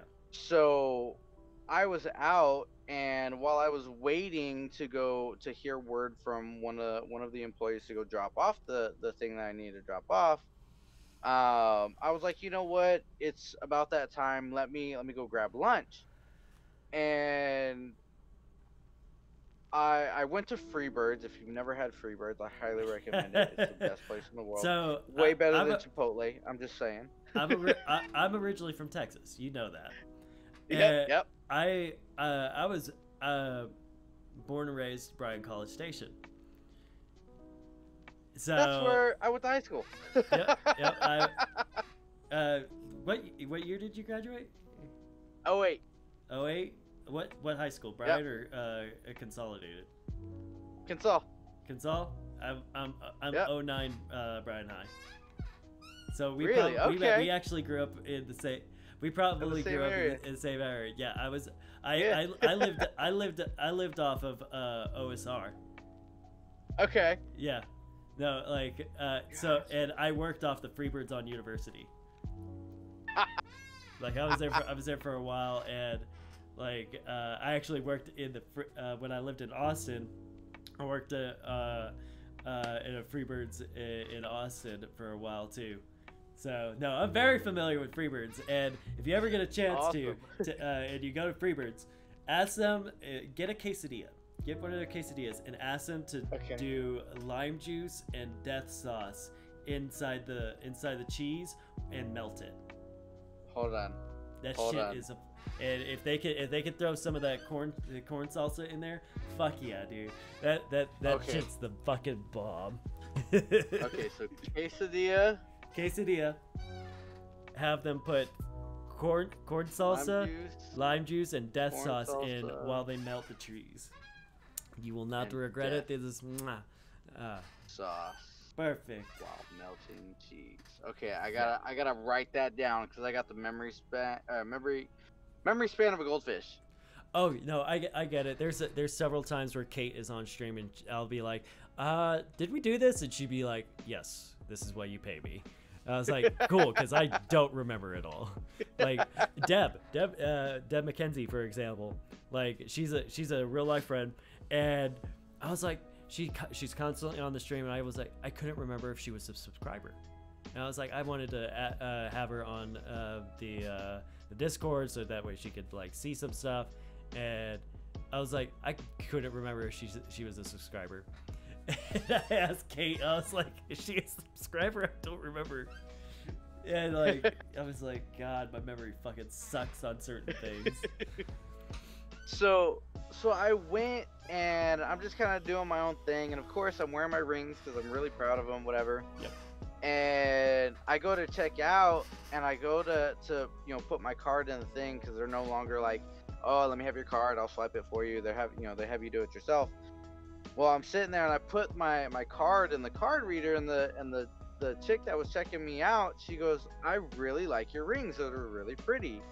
And I was like, oh, yeah, thank you. I was like, I made them myself. And she was like, that's really cool. It was the first time I had been like out in public and somebody had seen my rings and complimented me on them, and it took me, it made me like take a step back. I was like, oh, okay, yeah. Somebody noticed them. Yeah, but it was really cool. That's something. Whenever I'm doing events like steampunk events and stuff like that, and selling, that's honestly where I feel the best about my work, because I get people tell me like so candidly that they're like, oh my god, your work looks amazing, and I'm like, what? You like it? Do you like my stuff? Thank you. And but the problem is there's such a double-edged sword in society now. Like, for artists and stuff, I get that feel good when I'm out in public and people are looking at my stuff and like they're like, no, they're speaking candidly. And then there's that fucking imposter syndrome whenever I'm on social media. Social media is like the bane of my existence. Because I had the worst imposter syndrome because of social media once. And that was when I was posting like more and more of my carvings and stuff, and I posted a practice carving of Angel Dust from Hasbin Hotel, like that little small one. That motherfucker has the most likes on my Instagram of any post. He has over like almost 400 likes now. A fucking practice piece. And I'm like it's not I fucking like destroyed my brain for a little bit. And it took me a while to get out of that mentality. But like that's something as a creator and artist I know we've all faced, is like that imposter syndrome of like, no, this is like whatever. Fucking Peaches. Fuck likes, only one matters. So I am horrible at social media. Like I have a personal Facebook that I think I post like when I'm going live. Other than that, I'm sharing other people's memes that they've shared, whatever, right? And so Mythical had told me, he's like, you need to make an Instagram for this. So I was like, all right, I've got an alternate email that I use for like junk accounts, whatever. I was like, I'll associate that with the Instagram because it's the same email. It's Draxell. That's my Draxell email, right? Yeah. And so I made one. I was like, all right, cool. So I took some pictures that I had taken before, right, of some of my old stuff. and I posted it on there. I'm like, post. No description, no hashtags, no nothing. I'm like, all right, just cool. posted it. And so then he's like, you need to keep posting. I'm like, dude, I'm horrible at this. I was like, look, be my social media manager. He's like, all right. So he goes and he starts posting pictures for me, and he uses all these hashtags, and I start getting likes like left and right, and he starts like following like certain hashtags, not even people, just hashtags. And so he will sit there on my account and just like people's pictures, and they'll start liking me back, and I'll look at my phone and be like, I don't know who this person is. And I'll look and be like, oh, they like my photo. Okay. Dario's doing his work. Cool. Yep. So that's why when you were like, send me your social media link so I can, So I can promote them. have- I'm yeah. like, what hey, what social media sites do I What do I have? I wish I could do that. Like I like that sounds like fucking perfect for me. Is just to be like, yo, and I thought like a friend of mine had offered to do that, but he's so fucking busy. Like I never like really took him up on that offer, and I'm just I'm just like social media bother just like it does. I don't do it very well. Like I don't know how the algorithms work. I don't know what how many what hashtags are appropriate. Well, I mean I don't do it badly. I just I don't really commit to it. I don't really know how to make it work for me. And I know that especially as creators, like social media is stupid important now. Yes. And that's why it like the imposter syndrome hit really hard, because I didn't understand what I did right on a practice piece that I do not understand why it got as popular as it did. Yeah. So but if I could have someone just do my social media, if I could get to a point where I could be like, hey, I am just gonna give you this and I will pay you a little bit to be my social media manager, I fucking would. But the thing is, I know for me, I actually do need to build my a YouTube channel. Yeah. Like YouTube and Twitch can go real hand in hand really fucking easily. And you can really build a strong Twitch following if you can build a strong YouTube channel. Yep. Which for me it's gonna be these podcasts. It's gonna be leather tutorial videos. It's gonna be and I'm not talking about hey, how to do how I make my bag kind of thing. Like my tutorial videos are going to be skill builders. Like how do I properly do a saddle stitch?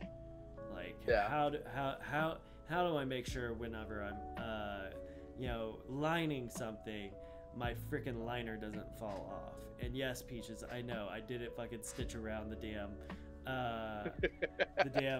oblogs on this thing. I do realize that. So one of the ones that I'm interested in getting into, I just not entirely sure how I can go about doing it yet, is TikTok. There is one guy that I follow. There's a guy that I follow. He does bookbinding. Okay. And it's really interesting to see his videos, because all the videos that I've seen are just, they're sped up and he voiceovers the video, and it's just really cool to watch him go through it. And I kind of want to do something like that with the rings, because I think that'd be really cool. And supposedly, I follow Gary V on there, and he's a pretty big entrepreneur, and he is very adamant on TikTok being the next big social media thing. So if that is indeed going to be the trend, then I kind of want to hop on that now to get out there and get the views that I would need in order to be successful. Yeah. And that's, I mean, TikTok is something I really don't know much about. I would, talk to Kate about TikTok. Honestly, reach out to her. She's the TikTok queen, she's the god of fish content. So that you've heard us go on about like that fucking crazy train. But no, that's absolutely true. Peaches, like, no fucks are given about secret sauce. I do not believe in that shit, by the way. Like, I like to educate. I like to teach people. So for me, like, there's no secret sauce with Wolf at the Workshop. You want to know how we, hey, how did you accomplish that? More than likely, I'm gonna fucking tell you. Like, like, for me, it's like, it is not about, that's the thing. That's the thing about leatherworking. There's no fucking secrets that you can't fucking find can't not find on the internet. Like, I don't care who you are. Like, whether you're some badass saddle maker. Like, the thing is, the things you're doing, you can find on Google. You can find on YouTube. Like, there's no secrets in leatherworking. Like, it's little tweaks. And making it your own. That's all you're doing. Because if someone wanted to do what I do, they can look it up on YouTube. It's just, but that's what I want to do too. I mean, I want to put my stuff out. I want to put those tutorials out there to be basically like, hey, this is what you need to get to this point. Like, once you have your foundation, you can go anywhere. Yeah. I'm a firm believer in that. Build your skill builders are what are going to advance you as a crafter or artist or whatever. Is focusing on your fundamentals. Yeah. Build your fundamentals. So I actually just signed up for a silversmithing class next weekend because I found this jewelry supply store that does them. Felt like a kid at a candy shop when I walked in. It was just so amazing with how much stuff that they had in there. Yep. And I was talking to the guy, which I think he's the owner of the store, and he's like, what are you looking for? And I'm just sitting there starstruck. I'm like, I have no idea. And he's like, is this your first time in here? I was like, yeah. And he goes, come on back, let me show you something. So he takes me back to his like workspace, and it was just so cool seeing like an actual like workbench, because like mine's just a computer desk that I just kind of keep stuff kind of organized. But I got two computer desks right here. But he had it to where like it was an actual workbench that has like a peg for the bench block. It had drawers for specific tools. It had like hooks for a flex shaft. I was like, this is cool. And that was just his desk. Like, he had all kinds of different tools just lined up on the walls.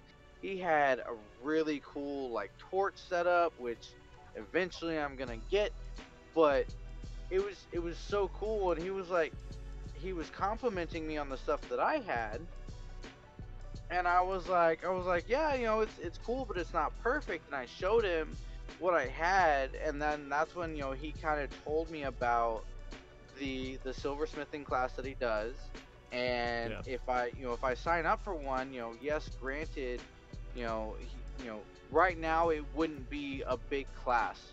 They usually typically only have like 2 or 3 people at a time. He said like right now it would be just a one-on-one class. And I said, okay, that would be cool. And he's like, for you, excuse me.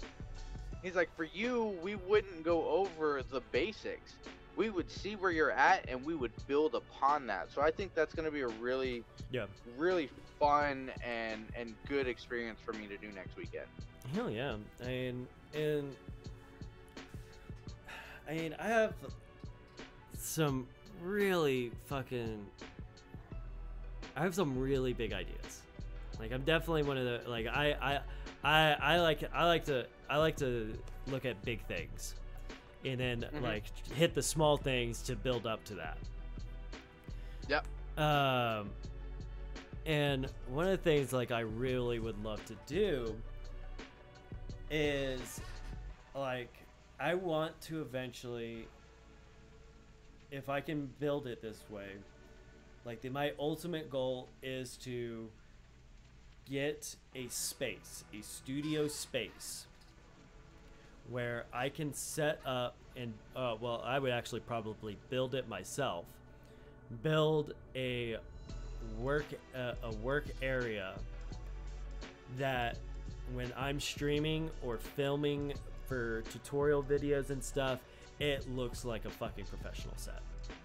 Like, that is my goal, is to get to a point where, like, you know, I have like the really fucking it's lit perfectly, have the nice cameras to capture everything, so those small details, people can see them and people can really have a great understanding of what they need to do for a certain project or like a certain technique and stuff. Like, that's what I would love to do. Yeah. And, you know, maybe if this podcast works out really well, like, if there's a creator that's in town, they can come to and we can do a live in-person podcast, like, and like make it a little bit more special. Yeah. Maybe do like a little series where, like, hey, well, Draxell is in town for the gem show. And we're going to do a little episode where he shows us how he's going to clean up this stone, or how he's gonna do like this way of thing. Like, do like some cool fucking show where, like, you know, expand on the creator aspect of, and like kind of like the cooking shows, like except for creators, you know. That's really cool. And basically have a studio space to do that. Like I said, that's big fucking dream. Yep. And I feel like if I could really, oh Jesus, let me know. Hey Peaches, I know you're on your phone, so it might be affecting you the most, but like, we got some frames dropping. Yeah, it So seems to be buffering a lot. I don't know, it's like, I don't know where it could be on my end, because my internet's good. Yeah. And we haven't had any issues up until now. Up until now, yeah. So I'm always confused of what that could be. Can you shed some light on that? Like, what the hell is like? Do you know about that much? I can only more. Yeah, I mean, granted, I have like really good internet, so I don't know why it's on my end. Yeah. No, I don't think it is. So one thing, like, I've got really good internet too. I like playing games. You know, I haven't played games in a while just because I've been doing all of this so much. Like, I was sitting there thinking one day, and I was like, is this what being an adult feels like? Yeah, it dropped again. Already popped up. Dropped again. 23%. Well, I mean, it hasn't buffered on my side, so you may have it might have skipped a beat, but not enough to where it caused the stream to buffer. Oh. We'll keep an eye on it. Yeah. I just like, I have no clue where it's at. Like if it's on my end. So like I said, I've got pretty good internet for for myself and my son to just play video games at the same time, and for Mythical to play games if he wants or watch TV or whatnot. And so I have mine set to 2600 because I like Mythical knows way more about like computer stuff than I do. Yeah. And so when I was setting all of my Streamlabs up, it was like, oh, do you want to use the recommended settings? And I was like, well, what are the recommended settings? And it looked, and it was like 9,000 bitrate, and I was like, that's a lot. And he's like, yeah, don't do that. He's like, just put it at 2600 and see where it is there. And so I was like, that's a pretty significant drop. Are you sure? He's like, yes, I'm positive. So yeah, it's just like, it's crazy that they suggest that bit rate, and I'm like, okay. Yeah, granted, I don't know shit about computers. Like I know more like about like cameras, lighting, and stuff like that kind of technology wise. Like I know quite a bit about that. Okay, so there we go. It's already dropped. Dropped back down. Yeah, and there doesn't seem to be as big of a delay between where we are and where the stream is now. So I think that's pretty good. So yeah, see, like I said, I like computers. It's real easy to find solutions. Like we just took it from what 63% drop frame or 63% frames drop at the most, yeah. To 10. What 10? 10, which barely looks like it's super anything. easy for me to find solutions for stuff like this, and that took me how long? Like 20 seconds. Fucking keeping you around, damn. I love these. I love doing this way more. So I would much rather do this as a career and then have the IT stuff as a side gig. just something a little bit to have. Yeah, no, absolutely. Because like I like to describe myself as like Dr. Grant from fucking Jurassic Park. Like I fucking touch it and it just goes. What did I touch? Like.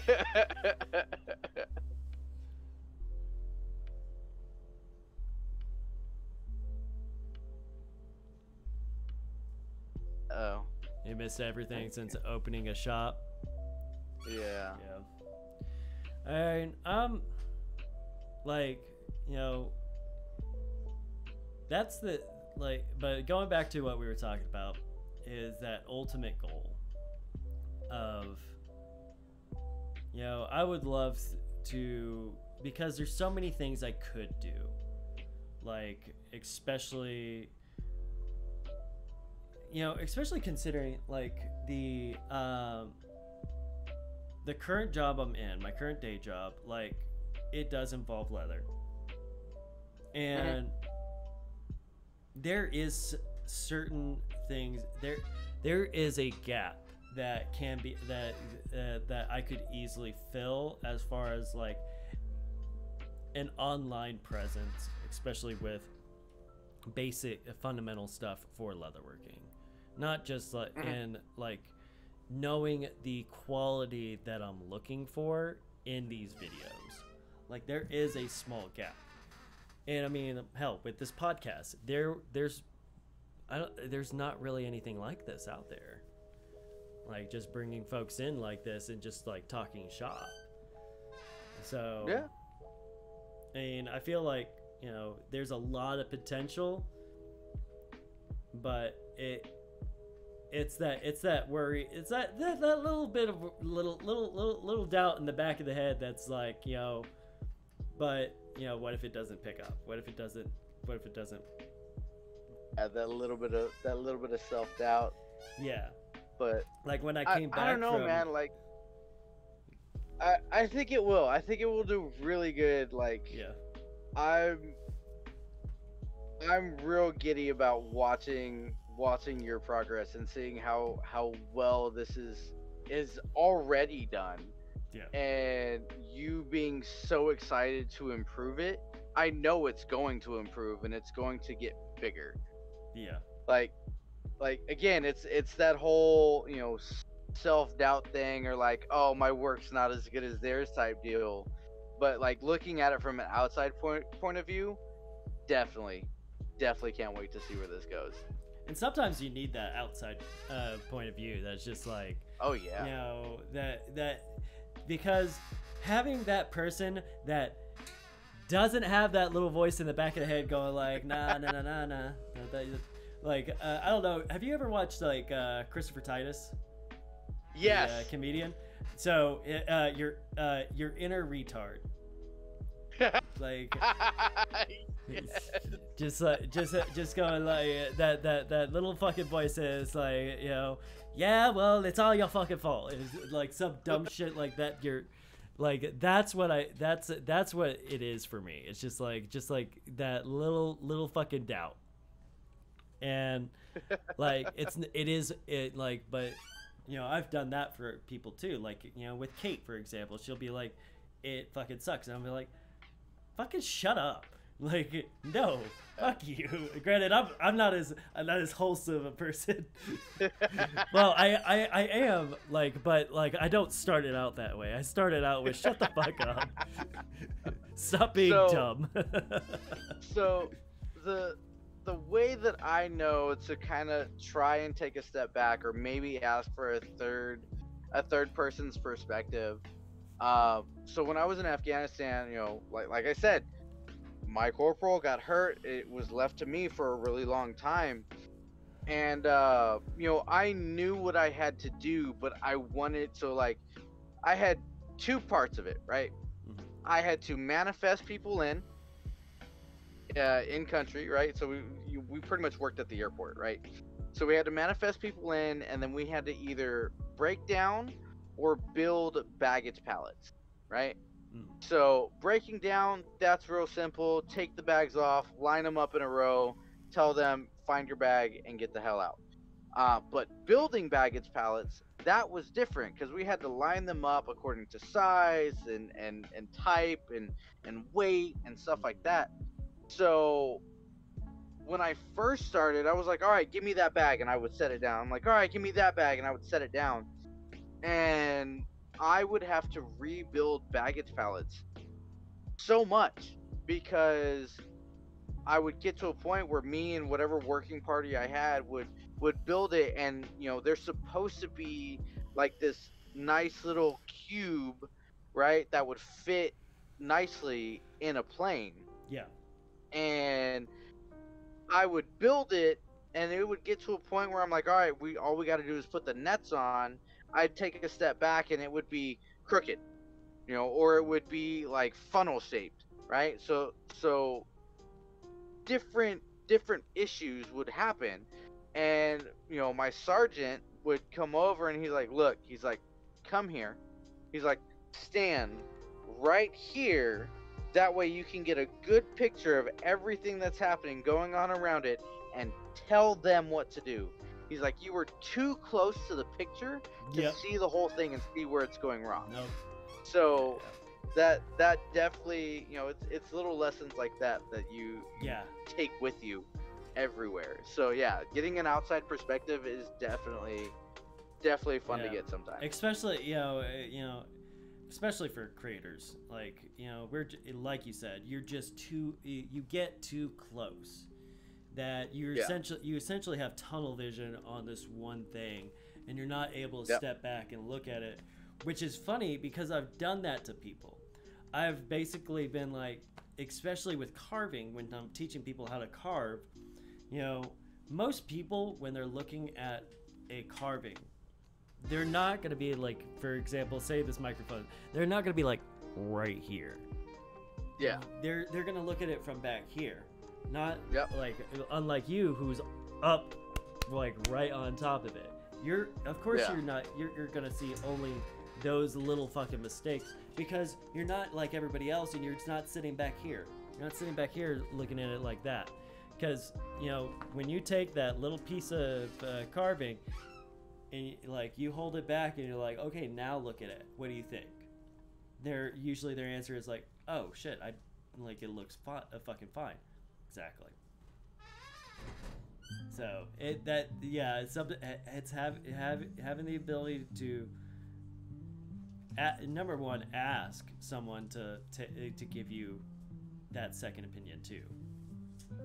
Like, not everybody is willing to ask for that opinion because they don't want to hear it. It's more of that fear of hearing it.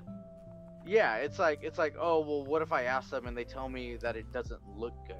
What am I gonna do then? Sometimes you're just like, well, if it's not good now and I spent so much time on this, what's the point of even trying to put as much time to make it look good, and it doesn't even look good.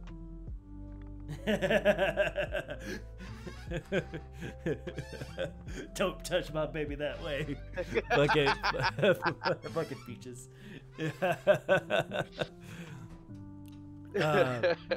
Yeah. So Peaches did ask this, and I think we touched it a little bit, but Peaches asked, do you have a story of overcoming imposter syndrome? Everybody knows my story. Not yet. I haven't had anything really blow up or get really like a lot of attention yet. Yeah. It was kind of cool when I brought my necklace into work, and a lot of people were like, "Oh, I want one. That was kind of cool, but it wasn't anything like, well, crap. Why are all these people wanting my stuff? Like, I'm not that. No, nothing like that. I mean, if these start kicking off, then I'll be like, because a what? lot of times it's funny because like I saw it with Kate, I saw it with myself. A lot of times the imposter syndrome happens when it's something you don't think is good enough for that attention.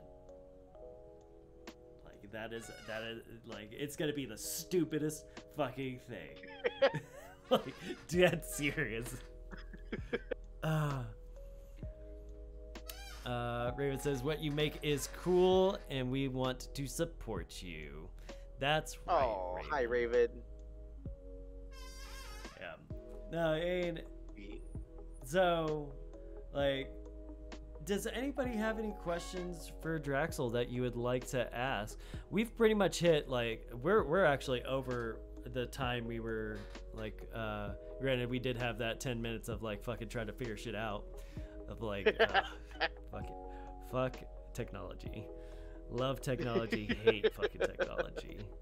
Oh, yeah. Oh, just, you know what? Go to school for it and get a job in there.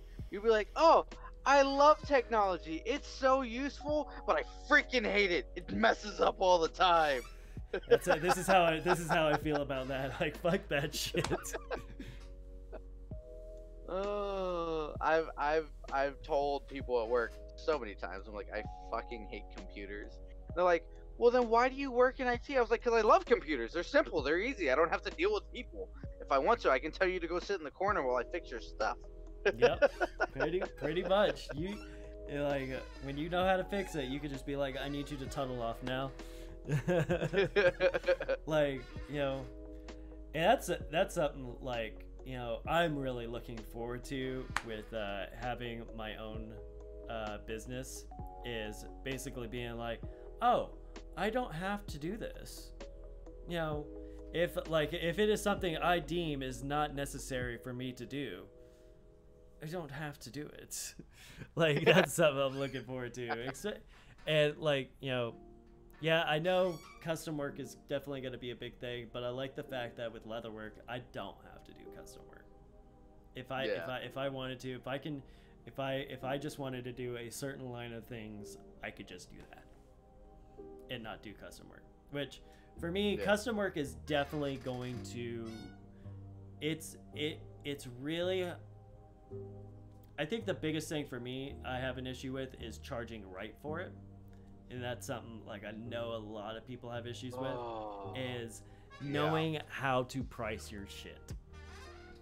Like for me, like when it comes to carving and stuff, like I am now at a point where like if I were to charge X amount, it you know, for per hour for carving, that's fair. But the thing is, like a lot of people don't want to pay that amount. Like, well, for custom work they fucking will, because it's fucking custom work. But for like pre-made stuff, like it's harder. And that, like you said, that's something everybody has an issue with, is pricing their own stuff. And I went out and I bought a little scale, so that way I could measure just how much material is in what I make. So there I can get like a base of, okay, well this costs, you know, X amount in materials.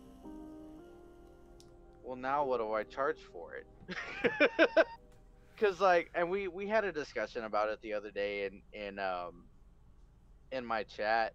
I was like, well, I don't know what I wanna charge for stuff. Like, yeah, I want to get paid a little bit for my time, but Yeah, like I don't want to overcharge. And I feel like if I were to put a certain amount of you know what my time is worth, I feel like I'm gonna oversell myself, and I don't feel like that's right. And you know, of course, everybody's just being real supportive, like, no, you should charge that much. But it's that, I think, no matter how experienced you are or how long you've been doing it, I don't think anybody's gonna feel comfortable with where they price their stuff, because that's just like, am I overselling myself? Unless you're money driven. Unless you're money driven, then you have no problem charging whatever you charge. I can agree with that statement right there. I'm not money driven, and I'm guessing you're not as money driven either for something like that. I mean, I want to, you know, granted, I'm getting to the point now where I'm like, I have to think of it like this, like, when you're paying for somebody to come do something for you, like a plumber or electrician, somebody who had to, bless you, I'm guessing you sneezed. Thank you. Like I just like look up and I just see it just like like trying to fight it. Like, nah, dude, just let it fucking happen. But like, that's something, the way I think about it too, especially with leatherwork, is because I am doing something that required me to build a skill. I had to put time into refining this skill. So, I mean, I have to find a balance between, my cost of materials and the time that I put into it. Because, I could just do cost of materials, but it's always gonna be like, depending on what it is, of course, like the materials could cost nothing. Like it could not be like a drop in the bucket as far as like cost wise.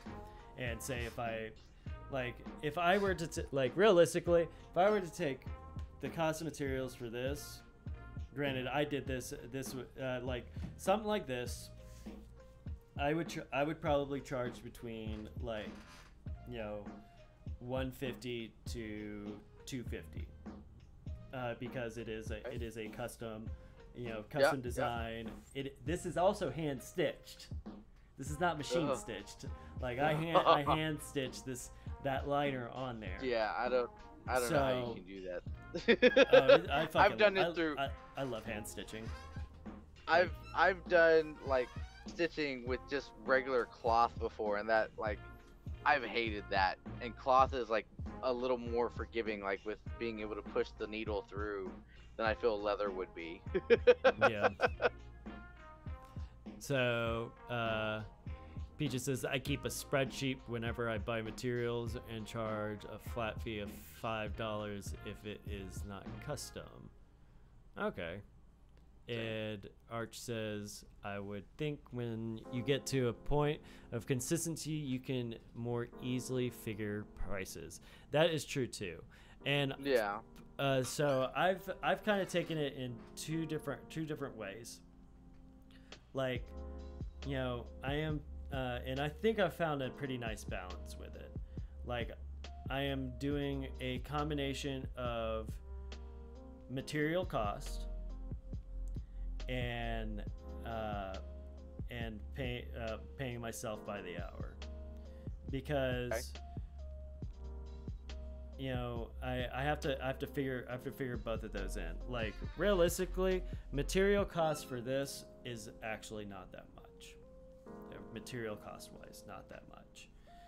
Yeah. Time though, this is I did this in about, probably total time is about I'll probably have about 12 to 16 hours in it. Okay. Which, you know, that's fast. That is, like, realistically, when you think of like going from base material to finished product, 12 to 16 hours, that's quick for a custom piece. Okay.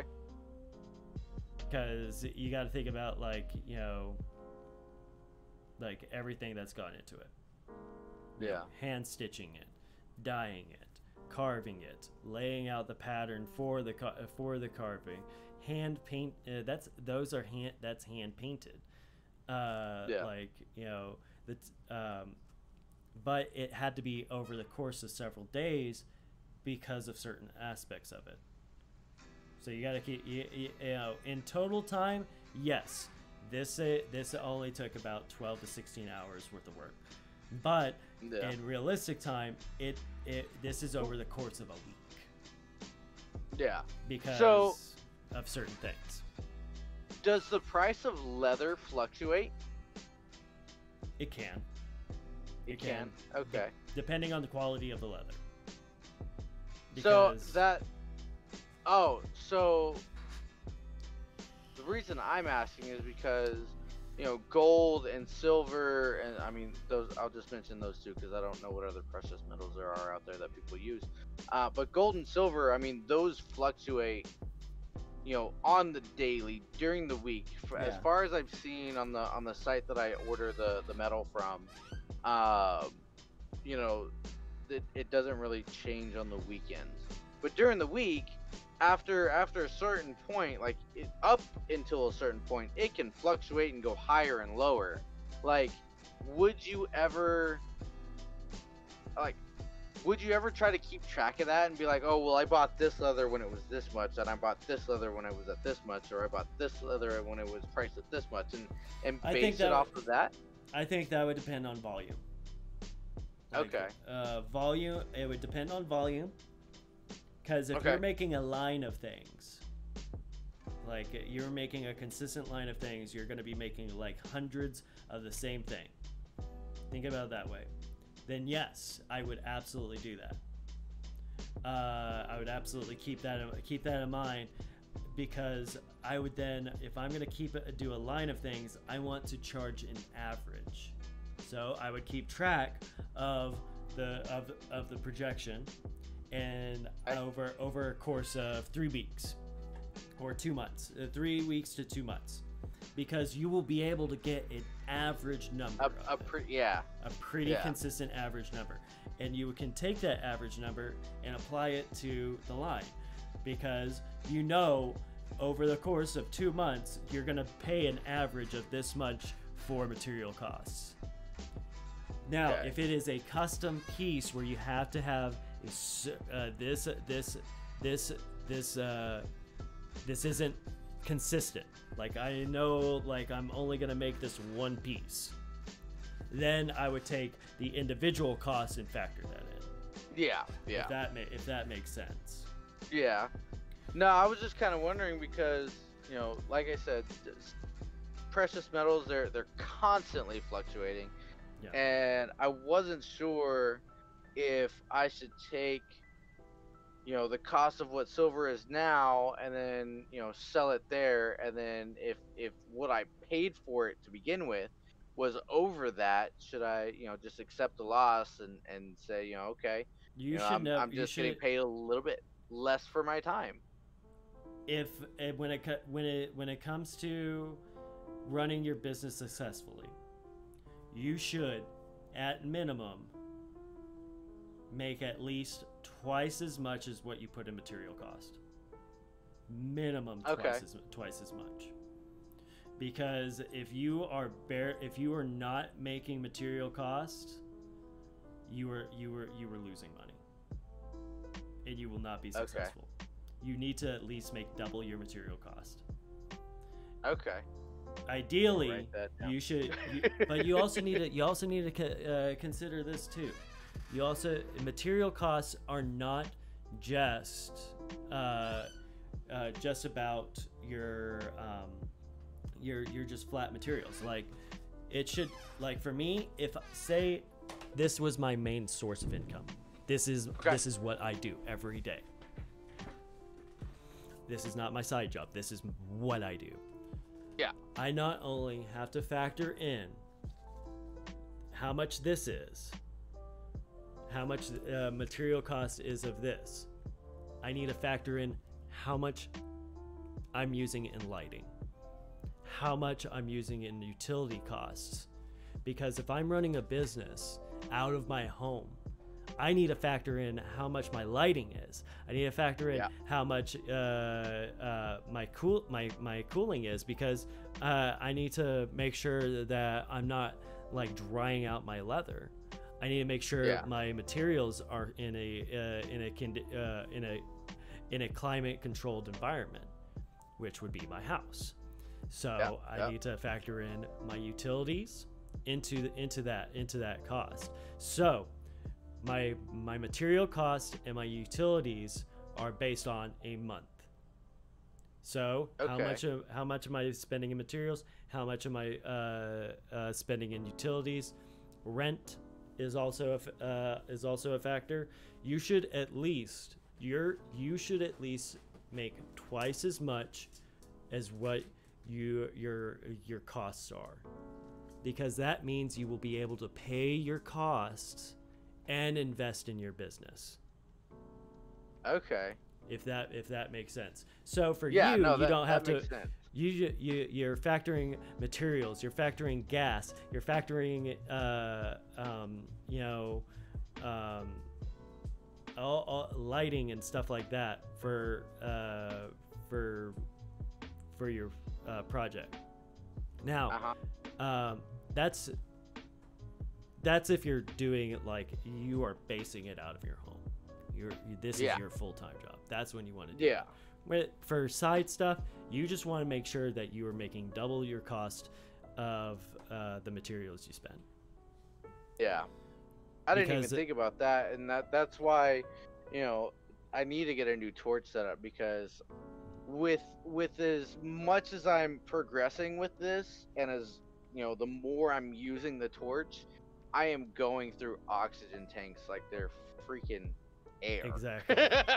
And that's something you need to figure in too, is like how much are you like for your projects, or in your case, since you're making like a small line of things, how much gas went into making every single one of those?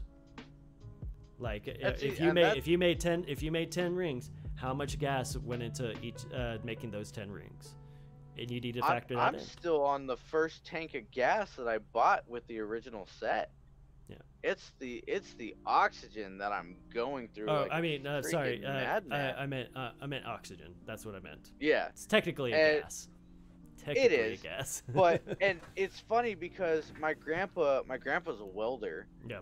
And I had asked him when I first got the torch. I was like, "Is this gonna be good? How do you work it? Blah blah blah." And he was like, "Oh, it's a little one." He's like, "But you're going to burn through the oxygen. He's like, the oxygen is what gets you like your heat on the torch. You know, that's how you control your flame on there. I was like, oh, okay. And yeah, I mean, he was right. I just bought these like 2 weeks ago. Mm-hmm. You know, and it's been 3 months. It's been 3 months since I got the torch originally, and I got these last two tanks 2 weeks ago, and I'm already on my last tank. Nice. I'm slowly going through them quicker and quicker and quicker than I originally was, and I need to find a way, or I need to find a setup that does not use a tank of oxygen. It uses the Yep. oxygen, you know, around us. The ambient Which- oxygen. Yeah, yeah, and I think. Actually, I think I might do that next weekend. I get paid next weekend, so I'll have the Yeah. money to do that while I'm taking that class. Yeah. Now, one thing that you shouldn't. Now, this is something that a lot of some people may not agree on. Okay. For me, one thing you shouldn't. I don't factor in whenever Okay. I am deciding a cost. Is upgrading Equipment. equipment. That's Okay. something I don't factor in I- because that is not something that is coming from that should come from your profit.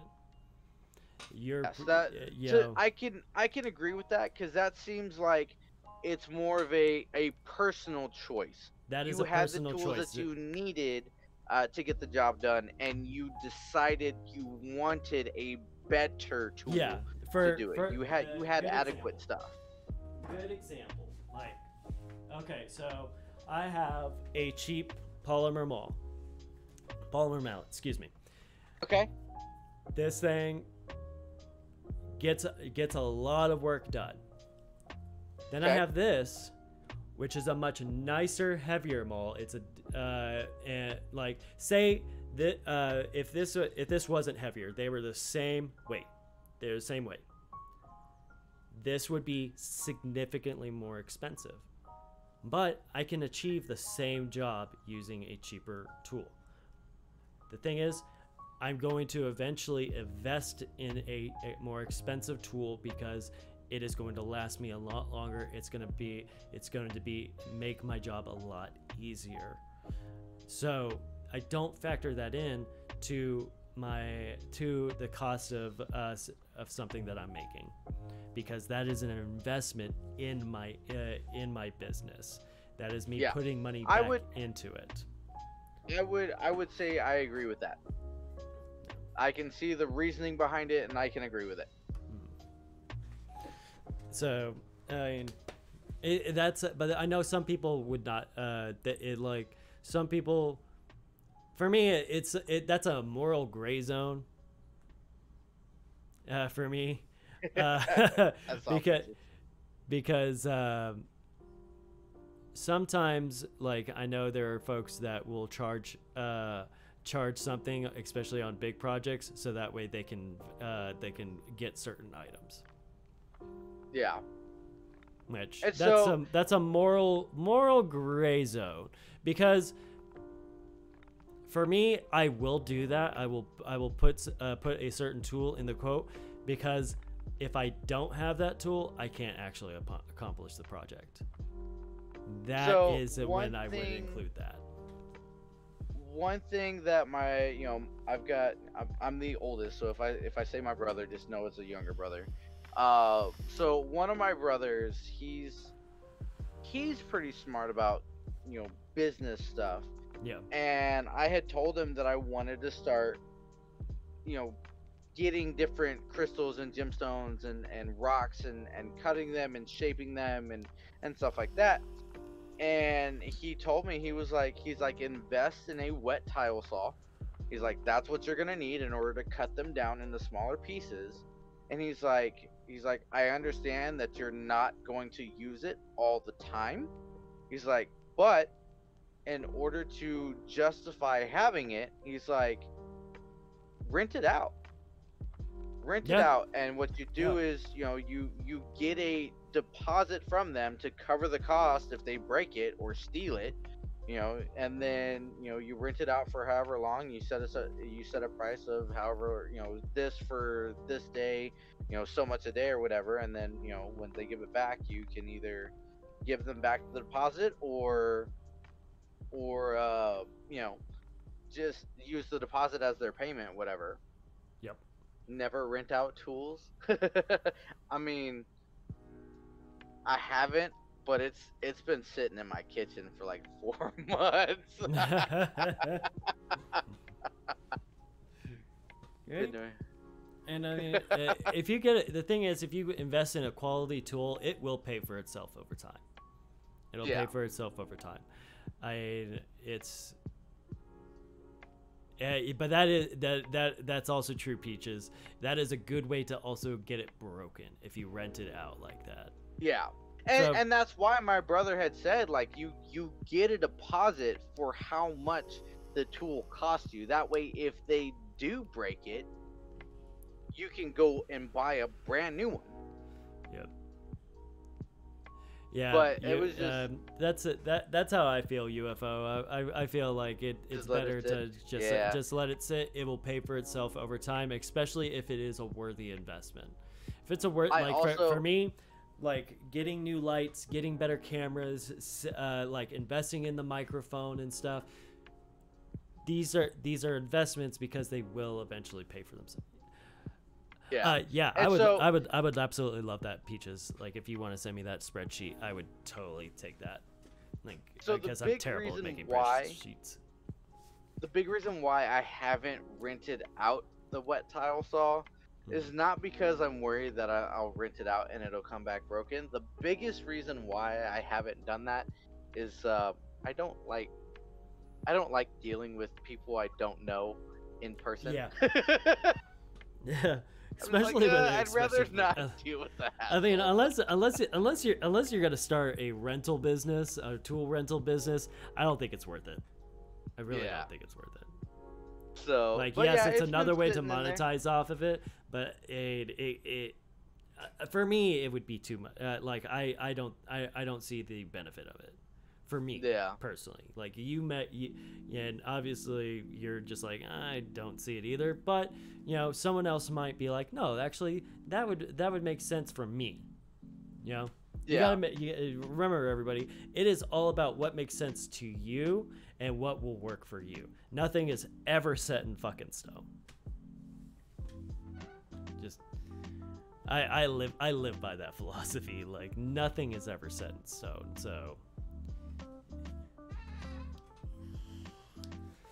So,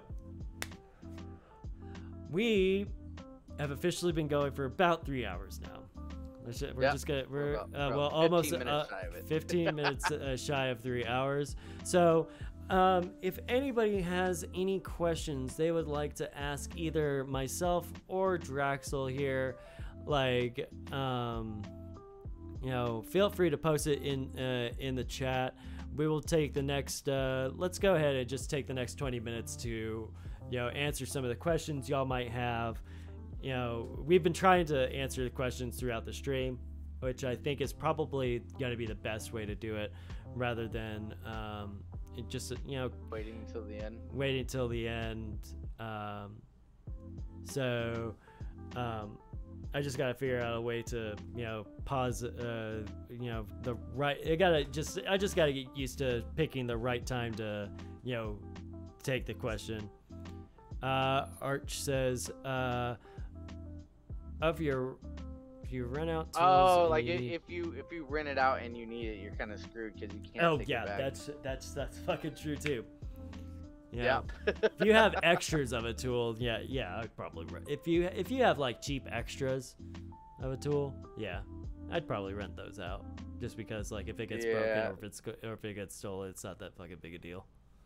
So that's like, I had seen, that there's a lot of jewelry crafters, silversmiths, whatever you want to call them, that have a flex shaft.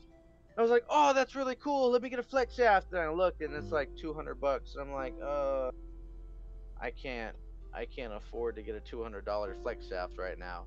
So I went to Harbor Freight, and I found a small bench grinder that had a flex shaft on it, and it was like for $50. I was like, huh. There you go. I can afford that. So I get it, and I've been using that. And Ooh, that's a good point, Peaches. Flex shafts are amazing, but can you really afford to not have one? That's a fucking good point. That is so true. Trying to sell them on a flex shaft, Peaches? Is that what it is? if I would not have had my flex shafts, like, actually, these pieces right here are before I had a flex shaft, and they are very dull and just not impressive looking. Not for the simple fact of they're just ugly to aesthetically look at. They're like dull as well. So, so I did. I upgraded because, you know, I drive a lot for work, and I finally got reimbursed for that. Yeah. And so I was able to buy a flex shaft, an actual, like, really good one. And I am absolutely in love with this thing, but now I don't know what to do with this bench grinder. Hey, you can figure out something with it. Peaches had said, like, I mean, I have one for rental. Nice try, Peaches. Very sneaky. Yeah. Smooth how you slid that in there. I would rate that a 0.5, Peaches. Gotta give that a 0.5. Yeah. So I got one, and here's the little oops that I made with getting one, right? Yeah. So I asked for advice, like, which one should I get, right? And Katie, wonderful woman, Flame and Glory Smithing, you know, she sent me a link of where, you know, the one that I got was, right? She gave me the link, and she's like, this one's a really good one. It's also not expensive, and it's a good quality one. I was like, okay, great. So I look, and it's like, it has everything listed, like itemized, like the motor, the shaft, the handle, the pedal, everything. I'm like, all right, cool. I need one of each. Well, I didn't like read, because I ended up getting double of everything except the motor. And I'm just like, well, damn. If anything ever goes out, yeah, you have it to fix it. Hey, you know, that's you know, that's not a bad thing. Replacement parts for days. I actually have a buffing wheel on it. I gotta look to see. So I've been using buffing bristles, like bristle wheels, for the flex shaft, because it's so much more precise doing that. Plus, if I do it on the bench grinder, it heats up the rings so much to where, like, I can't touch them. So I gotta play around with it. Maybe there's a way that I can put it on there to where it won't heat up as much, but I don't know. We'll see. Yeah. I mean, for me, like, sometimes you gotta be wary about, like, you know, certain things. Like, for me, like, this light that I have right here was a recommendation by One Snake, and okay. Yep. Absolutely love the light for a workbench, but for a streaming light, a combination streaming and workbench light, it's too fucking bright. Well, the settings are the like, it's a daylight one, so, like, I'm just like, I gotta, like, it's like, the thing is, it's too bright on me, but it's not bright enough on the surface. Yeah. So like, the way the light is, like, there's better ways. There's gonna be better ways for me to light myself and light my surface. Don't get me wrong. I'm gonna use this light for on another table at some point. Yeah. And it perfectly fucking fine.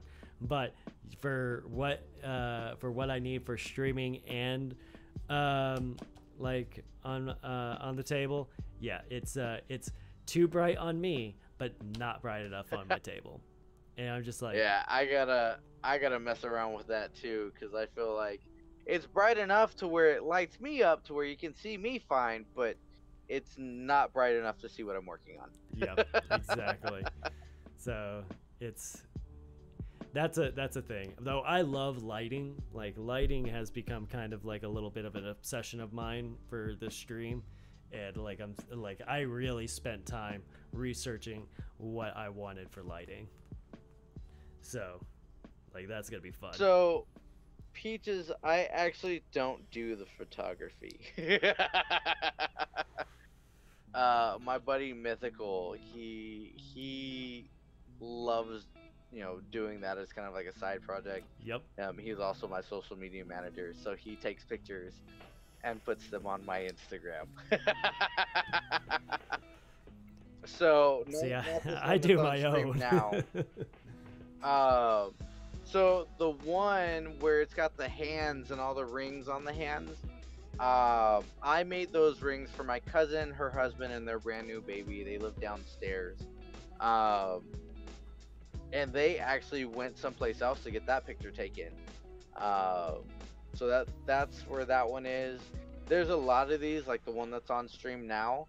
That one I took, and I feel like that one's not as great. Like, there's a lot of these on here that I took that you can tell just are like, all right, I can see what it is.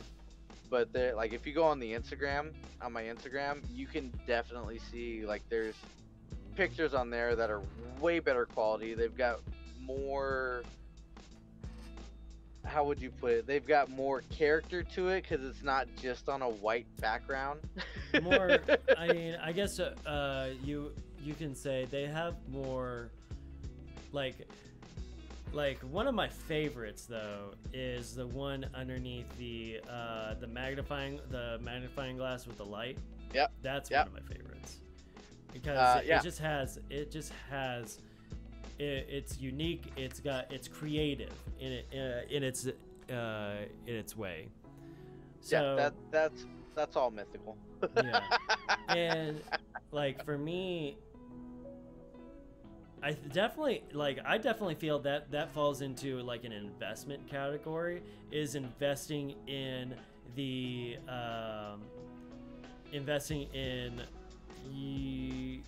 something that you can take good quality pictures with.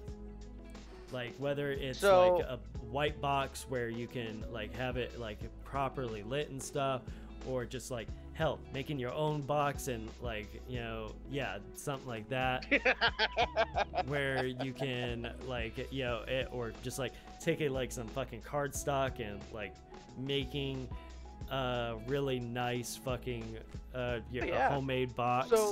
Or like so just like there's some of them like I think no, I think that one was taken inside of that little photo booth. But like my necklace, or like the one with it's got black tourmaline on it, right? That was just a simple spiral wrap around it. That was a necklace as well. So like those were taken on a white piece of printer paper that I put on the floor, and just used my cell phone, a flash, to do that. And then eventually I was like, you know what, these are okay. You can kind of see what it is, but I feel like it's not good enough. So I was talking about going to Walmart and getting like poster board that was just white that I could cut out or whatever to make a photo booth for it. Make a box, yeah. And I didn't even get to go because and it's not a bad thing. I know the tone in my voice right there, the little fluctuation. It's more like disappointment. Like I was upset. I didn't even get to go because Mythical had this little photo booth for me that he had. He didn't like go out and buy it for me. He had it that he was gonna sell it, but he was like, here, take this. So I was like, okay. So I started using that for like the one that's in there now, that one that's also in there now. Yep. It's got different color backgrounds, and I was like, okay, cool. Let me just play around with pictures. So I would take a picture, and then I was like, all right, um, let's mess around with filters, I guess. I don't know. Okay, that looks decent. So then I would post that. And then eventually it got to the point where Mythical is now Just doing uh, it. managing my social media, and I'm like, all right, you take the pictures. So he will sit there and he will like, let's say the ring, like let's say I made the rings for the first time. It was the first ring I ever made. He would go and he would search ring on Instagram, and he would see all these different posts, and he would sit there and like analyze every single picture and be like, okay, I like this thing about this picture, I like this about that picture, I don't like this about that picture, let's see if we can do something that has all of that and none of this. And he does that. So I Yeah. don't take pictures. I mean, I can, but they're nowhere near as good as what Mythical does. Yeah. I actually sent some of my stuff to Luna LaFay, who's a cosplayer, model, and photographer, and she does some beautiful. Nice. I love her photography work, and so I sent some stuff to her to take some professional photos of. So, and that's also something people need to take into consideration. Like, invest in somebody taking good quality product photos sometimes. Especially if it's something that you're like, no, this turned out great. It's not a bad idea to get a photographer and have them take some good product photos of. Dude, you are something else. You know that? Sorry, Fenn's like at my just like laid across my fucking feet right now. For a lot of those pictures, he's using his iPhone, which I apologize that it has to be taken on an iPhone. But all of mine are taken on an iPhone. Ugh, I'm sorry. Apparently, there's a macro lens that attaches to smartphones that I might have to look into. That's cool. Yeah. Well, alrighty, y'all. So, I mean, yeah, like, there's so many, like, photography is also very important. Oh, wow. Like, that's something Yeah. we need to, a lot of people need to realize is, like, product photos are, and, product photos, product photos and social media presence are very important nowadays, and it's something we like creators need to realize and get better at, like take time with, or in some cases pay somebody. I should honestly just find somebody that I can pay to run my social medias. I really should. Yeah. But if I can just send them photos, or like just like take like, for me, most of my stuff is like just gonna be all right, cut it out. Hey, back off. Like, he kept like grabbing my hand. Nope. So, but like, I would need, like, realistically, I just need to eventually set money aside to invest in. Hey, no, back off.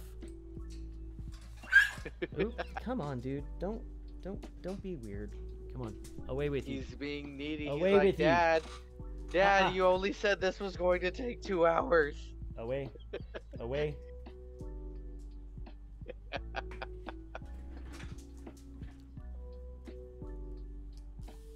Away. That is exactly what having a small child is like. Yeah, well, he's a 1.5-year-old German Shepherd and super needy. Yep. But I think it's probably, he just needs to go out So this is probably Yeah. a good time for us to go ahead and call it. I want to say thank you very much, Draxell, for taking some time out of your day and having some fun with us. Of course. Thanks Thank you for chatting with having me. It was awesome. Awesome. We thank you for making this So much fun. very successful first episode. I'm glad everybody came out and enjoyed. I will be taking the podcast. I will edit it a little bit and put it on a YouTube page that will be Wolf at the Podcast or Wolf at the Workshop. Probably Wolf at the Workshop because I'm gonna have a bunch of stuff on that YouTube channel. But I'll be having this on there for folks that want to catch parts that they missed. Again, before we go, Draxell, if you will go ahead and let folks know where they can find you. There's the Instagram, Draxell Jewelry. My website just went live today, which is just Draxell.com. And then, of course, here at Twitch, which is Draxell, but instead of an A, it's spelled with a 4. 4. Yep. And what days do you usually stream? So I stream Wednesdays, Saturdays, and Sundays from 8 to 8, 8 or 8:30, depending on how my schedule is going. But I go up until about midnight. If I'm not feeling tired, I might go a little bit like an hour longer. And that was Central Time. Yes, Central Time. However, because it is summer and I don't have my little here, schedule may change. I may throw some surprise streams during the middle of the week. It would still be same time from 8 or 8:30 up until midnight. Awesome. So yeah, catch him at his stream. Be sure to go follow. Take the time to go follow him on Twitch. That is Draxell with a 4 instead of a A. Go follow him on all his social media, and we will see you guys again for our second episode next Sunday, which is going to feature a good friend of mine, my buddy Xander, who did my business cards and is an amazing digital artist as well as traditional artist. So it's going to be a lot of fun. He is also a voice actor too, so it is going to be really fun having him on the stream. Super excited for it. We will see you guys again very, very soon. Thank you very much for coming out and joining us. Y'all have a wonderful day. Bye, guys.